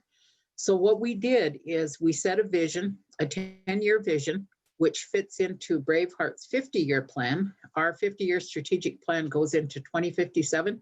And within that, a sub-goal of 10 years is to co-manage 150 miles on the Missouri River in 10 years. And so what that means is that, what does that mean? It means that we'll create a unique database of geographic, social, and natural scientific information and related maps that incorporate Indigenous wisdom with Western science. We've always been land managers, as someone said previous to me. Working with the Ihangtuan leadership, which is the neo-colonial, and the Native community-based research, public education trainings, the project will build popular support for this community organizing. And we hope we will re-indigenize the landscape and the water management towards a restoration of the Missouri River as a bioreserve. And so that's a huge goal. This picture here is some of the stakeholders that we brought together. We got Leonardo DiCaprio helped us launch this. And in this picture are some individuals who are scientists, spiritual people. We have youth, we have spiritual medicine people, and they've all come together. At this particularly picture, we were doing a water ceremony. So we merged the spiritual law with what we're doing. At this ceremony, the spirits answered us, because when we did the ceremony and made the offering at the river, there were literally thousands of birds that came. There were pelicans, there were geese, there were ducks, there were all kinds, I mean, literally they were swirling. And so we know that we've been given that sign that what we're doing is good. Some of these young people are pursuing degrees. That's the other thing, is that even though we want to restore the grasslands, we want to protect the water, we don't always have the technical knowledge with our young people. So we're trying to create places and spaces where we can reclaim actual on the ground. This picture here, out of our bioregion work, we saw very definitely the Bureau, who is in a sense, a gatekeeper for us, but that gate is pretty tight. Sometimes it's locked with 4 padlocks. And so we realized that if we're going to do this work of cultural bioregion and restoration of, say, grasslands, that we've got to look at reclaiming spaces and places that we did not have control of. So this field that you see, a leaser leased that and then they went under. And so they didn't have the opportunity, or they were delinquent. And so the land was taken over by invasive species. And so we saw that opportunity. And this past year, we got funded by First Nations to train 10 Dakota planter farmers. And so we're out in the field here and we're learning how to restore that field. So the plan that we've come up with is that because that field has essentially been killed with invasive species, we are going to have to do some spraying, but we're going to plant 3 years of alfalfa. And after that 3rd year, we're going to try to restore it to a natural grassland. And this will be a lab for our 10 Dakota planters, that they will see from the very beginning how you restore these lands. But a lot of times this is done by agencies, it's done by other nonprofits. It's kind of continuing the colonial pattern that we don't get to do it ourselves. This picture that you're looking at, the other thing that we've done is we've always had the food sovereignty effort with the gardens, because I grew up with a half-acre garden. We had aquaculture, we had everything, we were self-sustaining. And so most of the grandmas on Braveheart Society grew up that way, and we were lonesome for it. So from the gardens, we went to the raised bed gardens. And then with COVID coming, we decided that my son is on this tractor and he said, let's rent a tractor and let's go full speed. So we tilled in 2 weeks, 107 gardens on the Ihangtoa Reservation. Everybody, once that hit the news, the Moccasin Telegraph, people were Facebooking us and they were saying, we want a garden, we want a garden.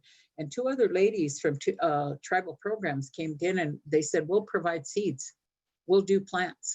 I will help with my master gardening.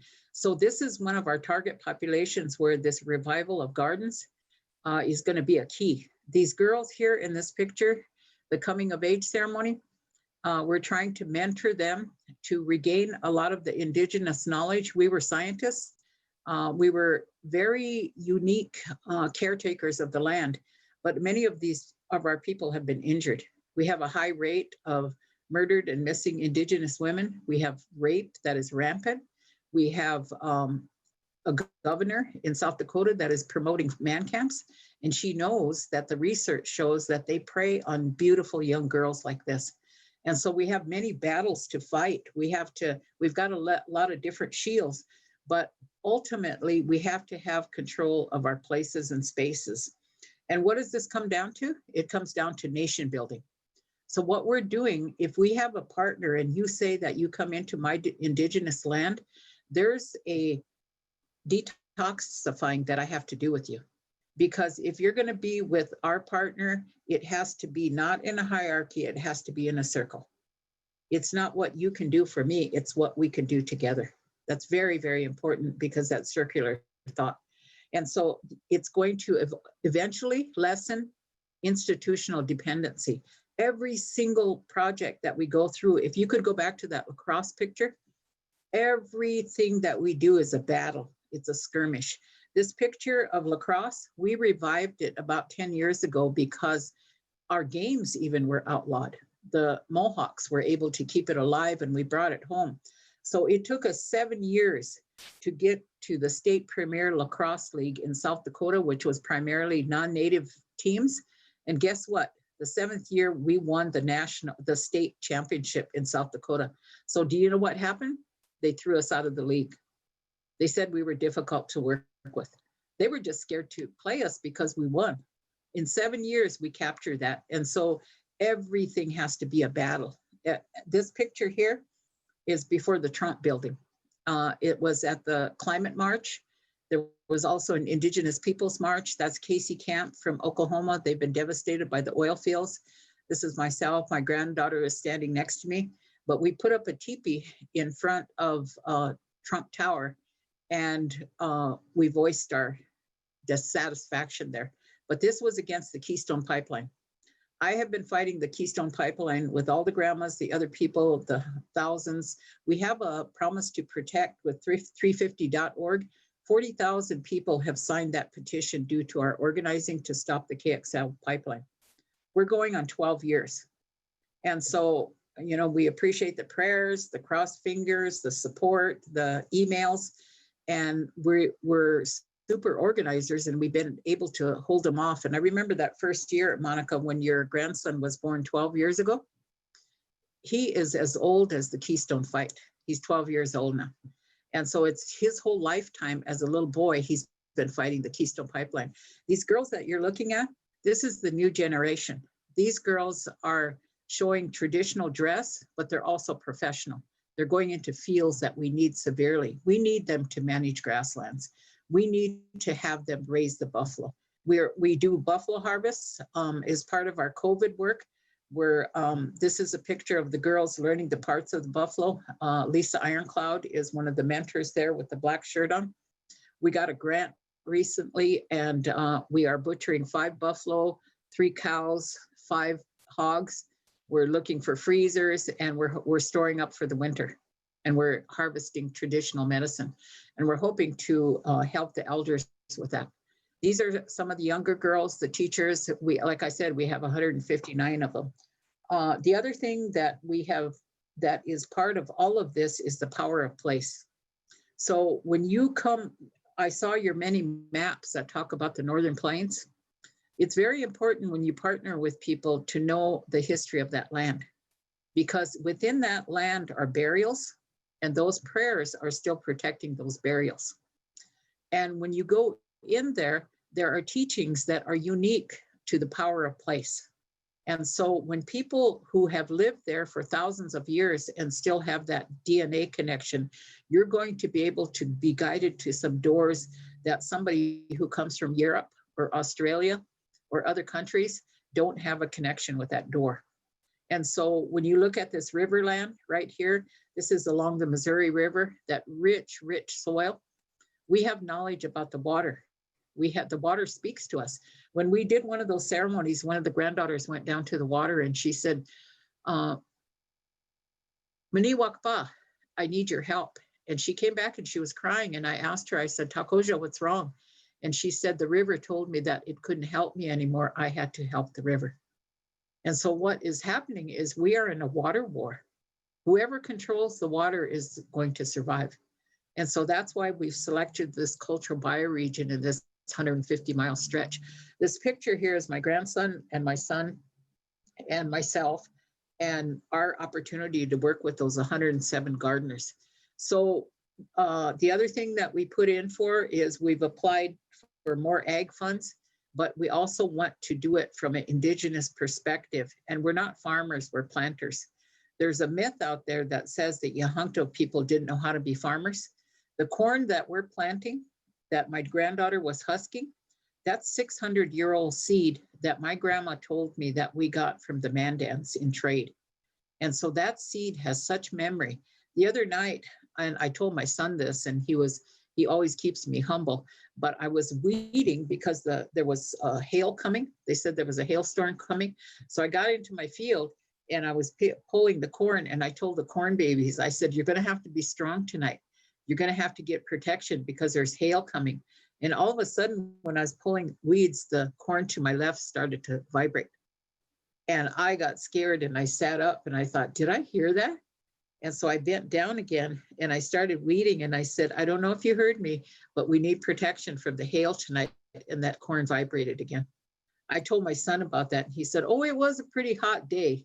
But seriously, children keep you humble, right? But those type of connections are historical. And I know that corn has communication.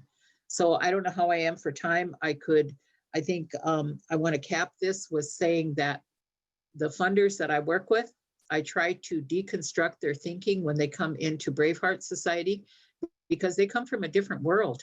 And so it's not just a one-way journey of them giving us money, it's us giving them wealth of indigenous management, tools, and knowledge that have been here before their ancestors came to Turtle Island.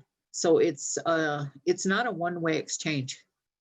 So I don't know how that is, Monica, if there's other areas that you want me to touch on, or if I've run out of time.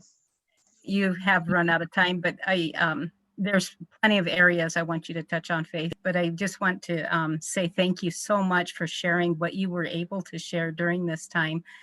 Very powerful words, and just want to say Wopi Latanka for that. And Okay.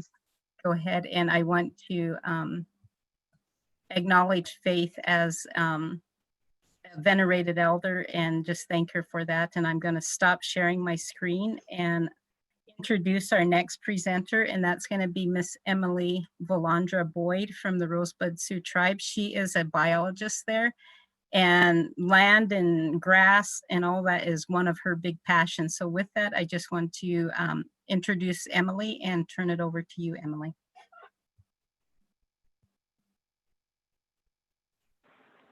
Hi, thank you. Can you hear me?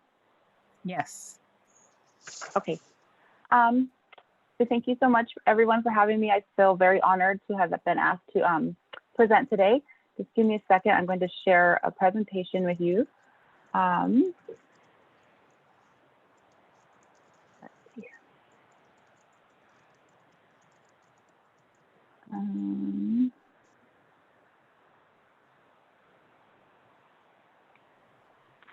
Okay. So again, thank you, everyone. My name is Emily Boyd Volandra. Like Monica said, I'm an enrolled citizen with the Rosebud Sioux Tribe here in South Central South Dakota. I've worked for my tribe since 2007. I started out in like land use at our land office. I did things as far as like GIS work. Alex, who's actually the next presenter, her and I, we were one of the first people to kind of digitize some of our land leases and get them onto a computer and onto a digital format so we can kind of manage those better. A few years later, I moved over to the biologist position within our natural resources department, and I've been there ever since. I love my job. I also just personally come from a huge, huge family. I have 8 siblings. I think we're over 60 grandchildren and great-grandchildren, so we do have a very, very large family just with us. And I love my people. I come from Rosebud, or the Changula Kota Oyate, and I'm very proud to be from here, and I take great pride in my work. Next up, I guess I just want to share with you this map just to kind of give you an idea of where we're from. This is a map actually of South Dakota. So right there at the bottom where it says Mission, St. Francis, Rosebud, that color there, that would be our reservation of Rosebud, or what actually the state recognizes as our reservation. Faith did a great job of touching on some of our history, and I always like to use these maps as another form of a visual history lesson. So the pink outline here actually is the 5-county reservation area that we've been kind of moved down to. I'll give a little bit of more of an in-depth history a little bit later on, but I just kind of wanted to give everybody a visual where we're talking about, when we're talking about management, it's not like we have ownership or we have control of one contiguous piece of land. All of our land is checkerboarded. We have shared borders with the state, with private, with federal, with a lot of different landowners. So management is kind of needing to change a little bit, I guess, to catch up to what actually is going on here. And this is just another close-up look at our 5-county reservation area. Again, just to exhibit our checkerboardedness and to kind of show the need for a more communal or cooperative management versus them versus us. So again, I work for our natural resources department with the tribe. We are tasked with things, everything from recreation and camping and water protection, that kind of stuff, all the way down to hunting. And so the majority of the time, because hunting is this big revenue maker for the tribe, everybody likes to hunt.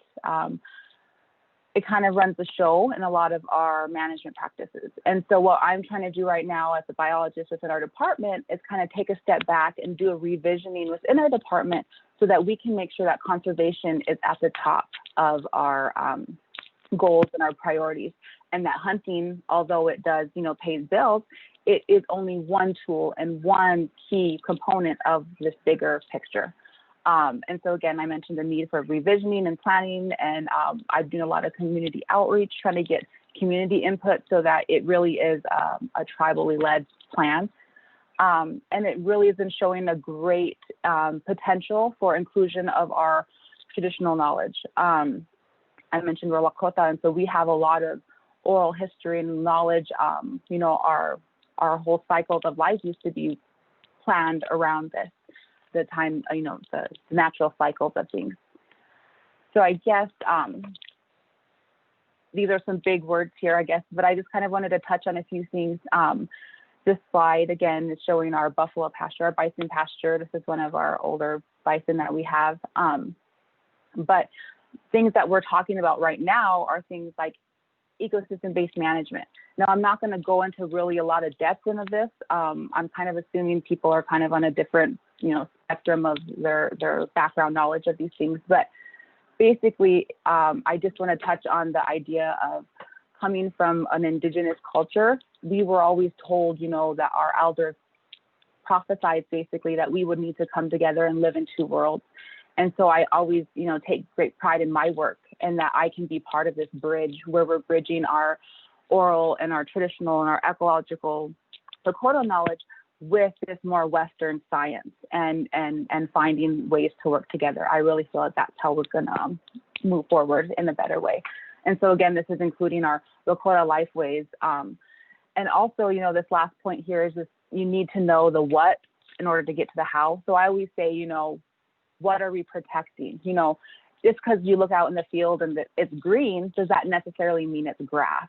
And so that to me always comes back to our need for education, whether it's agriculture or whether it's habitat for conservation and wildlife, we're all the same. And so a lot of times with the way our structures are set up now, it's put, agriculture versus nature. And I really feel that now, especially being as a Lakota, our indigenous people, we can have both and we should have both. So again, just real briefly, just trying to include our identity. A lot of times our management plans and things for even how we get our funding and things like that for our departments is passed down from the governmental structure. So they might take somebody from Pine Ridge or somebody from, a Wyoming tribe or something like that, take their name off it, put Rosebud on top of it, and boom, we have our own new plan. Rather than taking a look back and see what are the unique needs of Rosebud and then developing a plan around it. So I really feel that this is an important duty and job that we have at task right now. So again, in order to protect or educate something, you first have to identify it. And so that's kind of where we are right now with, with 1 million acres that we have, how are we going to protect that? And how are we going to prioritize conservation and, our membership, our citizens' right to have a livelihood like agriculture or tourism or some other things? So I'm going to kind of include this here. I don't necessarily expect you all to read it. I more or less want to include it because back in 2011, our land office and some of the other programs really reached out to our community membership and our Lakota speakers and our elders and our knowledge keepers and asked for input. And what they were trying to do back then is the same thing that we're trying to do now, is we're trying to bridge our cultures with science and with today's world. And so this slide here just basically gives everybody a little bit of a background of Rosebud. I know Faith did some great introductory work of Yankton and where she's from. And we here at Rosebud have a similar story. Back when the federal government was breaking our people back into reservations, our reservation was originally put in a location near and at the Missouri River. We were actually moved a few times until we got to Rosebud, and it took guidance from our spiritual leaders and the Thunder Beans and things like that coming from our cultural side to get us to where we are here. And it's actually known as the Smoky Earth River Valley. And it kind of comes from because we have this network of underground freshwater springs that are all throughout this area. It's also known as the Crazy Horse Canyon, Little White River Canyon. So it's a very sacred place, both as a Lakota and as, you know, from an ecosystem standpoint. And locally, we call it kind of our Wheezy Paw. And basically that's everything that we could need in life or to fulfill life, our plants, our food, our shelter, our water, our medicines, you know, all of those kind of basic needs can be found here. We basically found ourselves a small little mini Black Hills, and we you know, hold it to the same regard and high esteem as such. Again, I'm not going to read this for you, but I just wanted to kind of give an example that this is a similar work that our people have done as far as having a bilingual vision statement. And so this is in Lakota, of course. Right here is the English part. And basically, I just wanted to touch on the fact that, yes, it is Lakota, and yes, it is from our, you know, non-traditional, you know, government, but it touches on water, it touches on earth, it touches on air, it touches on the future. And some of the key languages that I really like about that is where it talks about benefiting the future generations equally and first. So, I mean, I think it really has a very, you know, poetic or kind of Lakota sense to it, but at the same time, it kind of gives you a little bit of a legal sense where, yes, we're protecting and yes, it's equal, but our future generations and the thought of them and their planning need to come first. And all this leads into, again, the wildlife and these invisible boundaries. And again, one of the things that I've been trying to do is to kind of break down some of these barriers for management, because when an eagle flies or a deer runs or something and they get to the reservation fence, they don't say, oh boy, I better go around, you know, I don't have my passport today or something. They don't know that.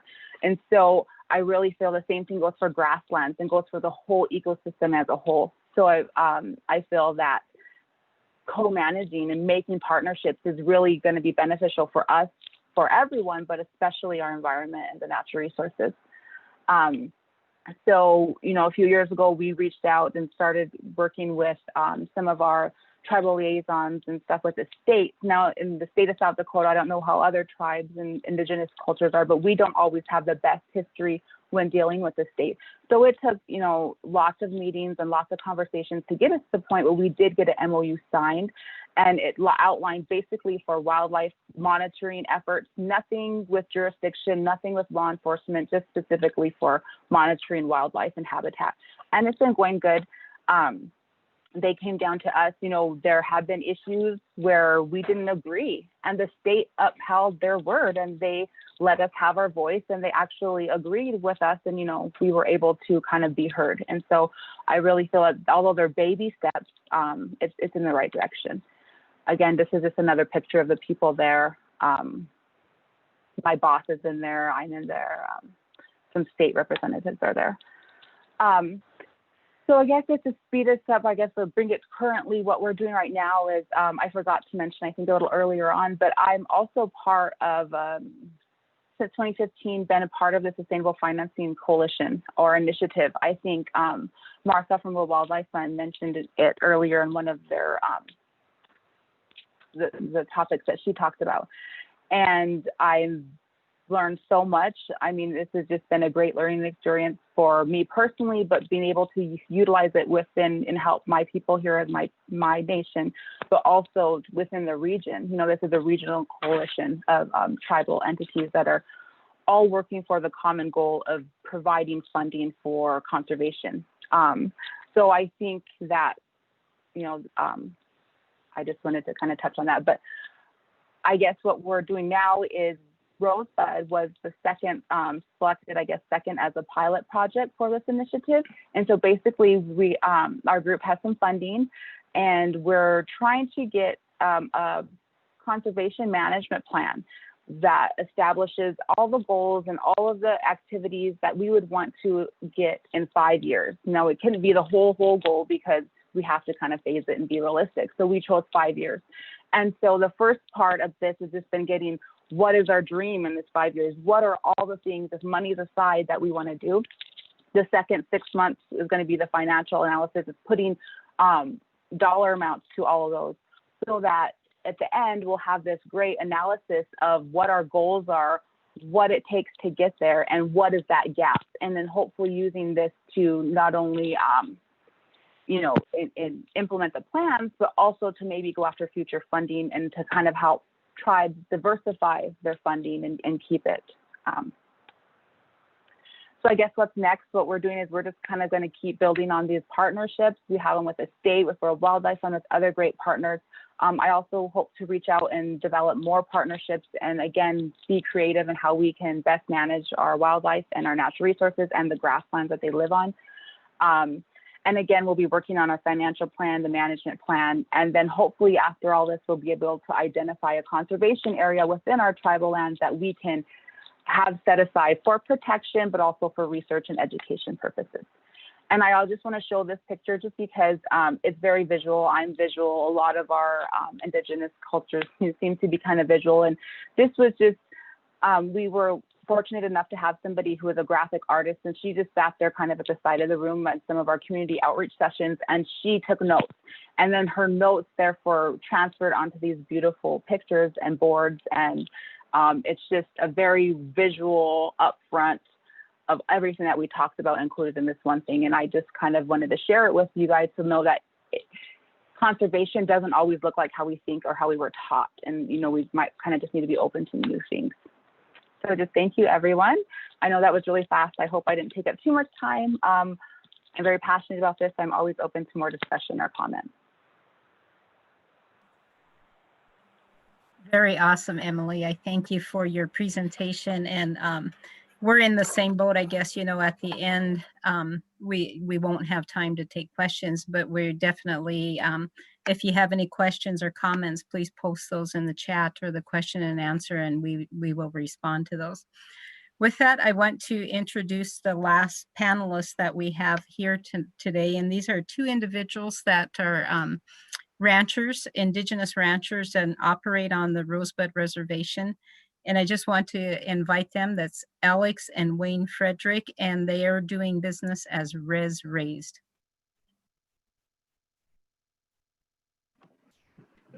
Good afternoon, everybody. It's good to be on here. My name is Alex Romero Frederick. My husband here, Wayne Frederick, we operate a sustainable ranch. It's part of just our passion of showing that we can take everything that we know and make it sustainable to protect the wildlife and the grazing, because as Emily and Faith has said, the indigenous lands hold the most biodiversity in the United States, and it's also very endangered. So we took it upon ourselves when we took over the family ranch in 2010 to create a place where we could sustain our family through marketing our grass-fed beef, and also create a, I guess what you would call a conservation area. What we like to call it is restoring the life sources for the wildlife, for the birds on our ranch. Every acre that we control, we use, we try to do what we can to create a space that is good for wildlife, more or less. Through fencing practices, water placement, we were able to bring back a large array of wildlife onto the home place here. We do this all through a grassroots. We don't, like, I work full-time here on the ranch. My husband works in town in the school district. So we do it with very little money, just with a lot of know-how and improvising. We started doing grass-fed beef in 2012. And since then we have noticed, and I'm a scientist, I have a degree in science, but indigenous science and remembering the ways. And my husband here is, he's a second generation Buffalo man from his father. My father-in-law was actually the person to bring back the buffalo onto the Rosebud Reservation in 1983. And so he has grown up with that, with the knowledge of the buffalo. So we decided, because we couldn't afford to bring buffalo onto our ranch. Now we're working on that. We're working towards bringing buffalo back, but because we couldn't, we decided to raise our cattle more like buffalo. And that has proven to us that it is better on the land, it's better on the animals. Our animals don't get as sick. We have so many different species of birds that we have seen pop up in the last 10 years that before then wasn't around, because we've used these natural practices to raise our cattle. We started Raise about 5 years ago, and we're striving to produce healthy grass-fed beef and soon buffalo to our community. It's very important to us. I know we've been wined and dined by corporations wanting to buy and put, their name on our beef. But if we can't take care of our community and create a sustainable economy within our reservation, within our bordering, within our homelands, then it doesn't make any sense to try to, raise beef the way we do. So I'll let my husband talk here for a second. He's the 7th generation rancher here. Our ranch was started in 1904 with an original allotment from his 5th great grandmother. And we've been running it for the past 10 years. So. How you guys all doing? I'm Petu Washte to everybody out there and partaking and for everybody taking time out of their day to help pass some knowledge on. It's been a true honor for me to take over the ranch and have my wife be able to give me also the other kind of insight that I need when it comes to sciences and how we should go forth in the future. And when we took the place over, I didn't want to follow the same kind of methodology of saying, oh, I did it like Dad did it, because I think everybody should kind of carve your own way. And the way Dad did it was fine, but I could see improvement. And once it was my turn to finally take it over, we implemented a lot of different practices, like my wife said, water placement, water development, I should say, mineral placement, fencing, genetics on the animals and what we're trying to run to be a hardy animal. And through my background, what taught me was you didn't need to be doing all the stuff that I saw my neighbors doing, or even with the weird stressors that my dad was doing with the animals, because it was too involved. It was just way too involved to operate that way. The money alone was causing stressors on us, to operate the way he did it. And I didn't see the benefit of going forth that way. So we tried to change up the whole program, and we did. And just through our practices of only 5 years of us doing our rotational practices and all these other developments, we changed our carrying capacity just on one range unit by 20 head. And so that was really huge, because it was reevaluated by the BIA in their hoop test in 2016. And they were like, we actually were the highest grossing range unit in the area, or I should say producing. So then that was really interesting. Everybody started really looking at, what are you guys doing? And we wanted to start a company that, raised, so that was going to, we wanted to start a company that showed that high quality products could be and are being raised right here on the reservation. So we started raised, and we started to show people and then kind of go out and take our time with the younger producers and try to make an influence on them, so they don't have to feel like they're obligated to run it how Dad or Grandpa ran it conventionally, And it's really been an interesting thing, because we brought so many different species of animals back to the property. Birds especially, it was just amazing what we've got going on now. And then fixing some of the watersheds so that they're actually holding water year round, and it's brought forth a lot of different animals. And I think that what we've seen has really benefited on even the grasslands, especially. One thing that in 2012, we really were trying to look forward to bringing back was the turkeys and the grouse without having to like buy new turkeys or stock it. And how can you stock grouse? You know, that was another thing you can't really do. So we started to make sure that we left pastures ungrazed for longer periods so that they had that cover crop to protect them, especially while they were nesting. And turkeys, we ended up doing the same thing in different areas of the creeks so that there was no grazing in the creeks. And then they had the foliage to protect them through the early season and everything.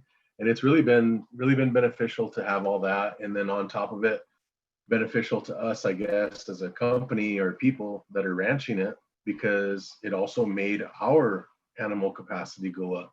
So that benefited us. And all about, you know, kind of sitting there saying, we need to raise these animals like buffalo. So it was a whole traditional aspect of living in balance with the wild animals and then with our animals. And like my wife said, I'm 7th generation, so it's kind of come all the way around full turn, where 7th generation was the one that was going to start changing things and saving us. And I guess I hope that we can be that and follow through, because my 8th gen is in the other back room, you know, and he's the what we got to raise this whole place for, him and our daughter. And he's been the one that actually said he's going to commit, he's going to stay here. Our daughter's like, oh, I'm going to fly like a bird. So we don't know, might end up being the other way, you know, come 10 years. But yeah, so kind of going back on, like, you know, because we work a lot with Faith. She's our aunt in Lakota way, raising our kids and raising the people around us to really care about the land, and not just from a Western science, but from, you know, this land is ours. And even if it isn't, let's say, owned, one day we're going to get that back. And we also always need to be involved when it comes to consulting. And, you know, we've worked with her. I mean, my son's whole life has been fighting the KXL. He was a little tiny baby when we were first starting that fight. Another thing is we were an organic certified producer. We went through that, and we actually tested there, because they didn't have anything set up, any parameters set up for certifying a grass-fed beef organization on the reservation. So we got that all done. It took about a year to get it done. And then once we got it done, it actually hurt our operation. A year and a half, because what organic means isn't what we're trying to do to work with the grass and conservation and not hurting the land and not hurting the animals. All organic means is no pesticides. So the only organic, pesticide free. So the only organic feed that we could find was corn. And we don't do corn fed, because through our observations and raising our animals, we've found that corn fed animals get sick. They get, they're harder on the land. And we moved totally away from that. So it's stressful on them just to eat it. And then looking at our people, feeding them corn-fed beef is essentially you're making the animals sick and we're eating it, so then we're getting sick.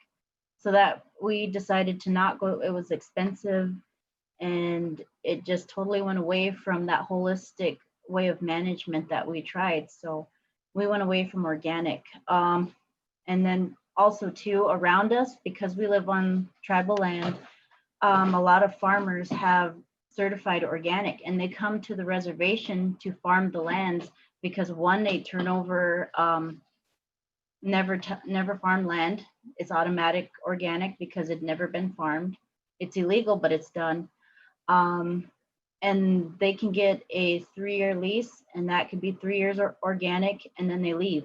And so now we're seeing today an influx of noxious weeds on our grasslands because of this rise in organic farming. So we're really not proponents of organic. We decided to try it, and it hindered our operation, and it didn't help us in any way. So we moved away from that, and we're looking to get more, I guess, certified into more grass-fed. So I think we are out of time. So I'm so thankful for everybody for joining us here in our home on the Rosebud Reservation.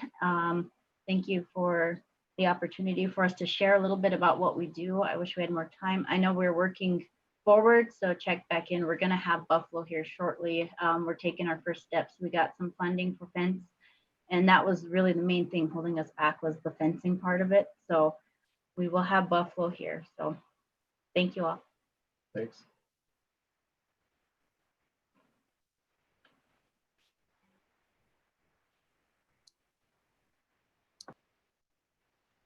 Monica, did you want to close? Are you still on?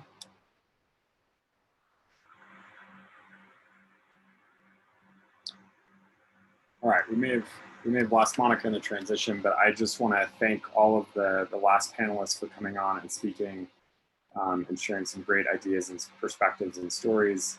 Alex, I'm going to have your website posted to our website to link. Colin O'Mara gave a shout out in the chat about wanting to see this as a case study we could share more widely. So as we go forward, any other resources or updates that we can share for you, that would be great. And that goes to all of our speakers and panelists today. We would love for that website page, our resources page, and the agenda to become a great hub for all the great work that's going on. And I think we've closed today the speaker series on a really great note as we go into the work groups on Tuesday. This is all about collaboration and that idea of how can we work together, how can we work for one another, and not in opposition. How can we really find meaningful partnerships, consult with one another, hear different ideas, and look for collaborative priorities and solutions. And that's what we're after when we go into the work groups on Tuesday. Getting some messages just to check in about Tuesday.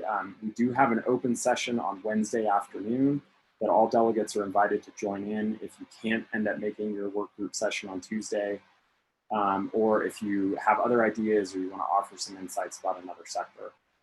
That link will be posted onto the website on Wednesday, and those sessions run from 1 to 4 p.m. on Wednesday. Otherwise, we look forward to seeing you at the work groups on Tuesday. If you haven't already gotten your calendar invite with the unique Zoom link, that'll be coming out later today or tomorrow if your work group has not gotten it yet. Always feel free to send us questions. And again, we really appreciate all of the delegates' time for being with us and all the speakers and panelists. And I want to offer one last closing thought, which is, as I've heard the speakers the last 3 weeks, I have this feeling in my gut that we're doing something together that's going to be historic. And so my challenge to all of the delegates is to make that so. We have an opportunity here to make a real difference on the grasslands. And I think the opportunity to collaborate together on Tuesday could bring that to fruition. So thank you for your energy, for your input, and for your time. And we look forward to seeing everybody in a few days. Matt, can I say something? Yeah, please. Sorry, Monica, I didn't know if you were back on. Yeah, sorry, I don't know what happened. But anyway, I just wanted to say, you know, I started out participating in this, and I said that I am of the grass, I am of the water, I am of the land. And I think you heard that loud and clear through the presenters today. And I just want to say that one of the things that we have noticed in the past is that all investments, support, and technical expertise seems to stop at the borders of the reservation. So as Matt has said, I just invite us to open up those borders and bring forward the partnerships, and let's figure out how to bring investment into Indian country and work with our producers and work with those that are trying to reclaim pieces of the river. And I'm just hoping that what they presented today has provided us the opportunity to look that way. And again, those words that were shared on the previous panel, to be inclusive and equitable. And I just thank you for that. And I thank everybody for listening and taking time out on their day to listen to our presenters. Wopi La Tonka.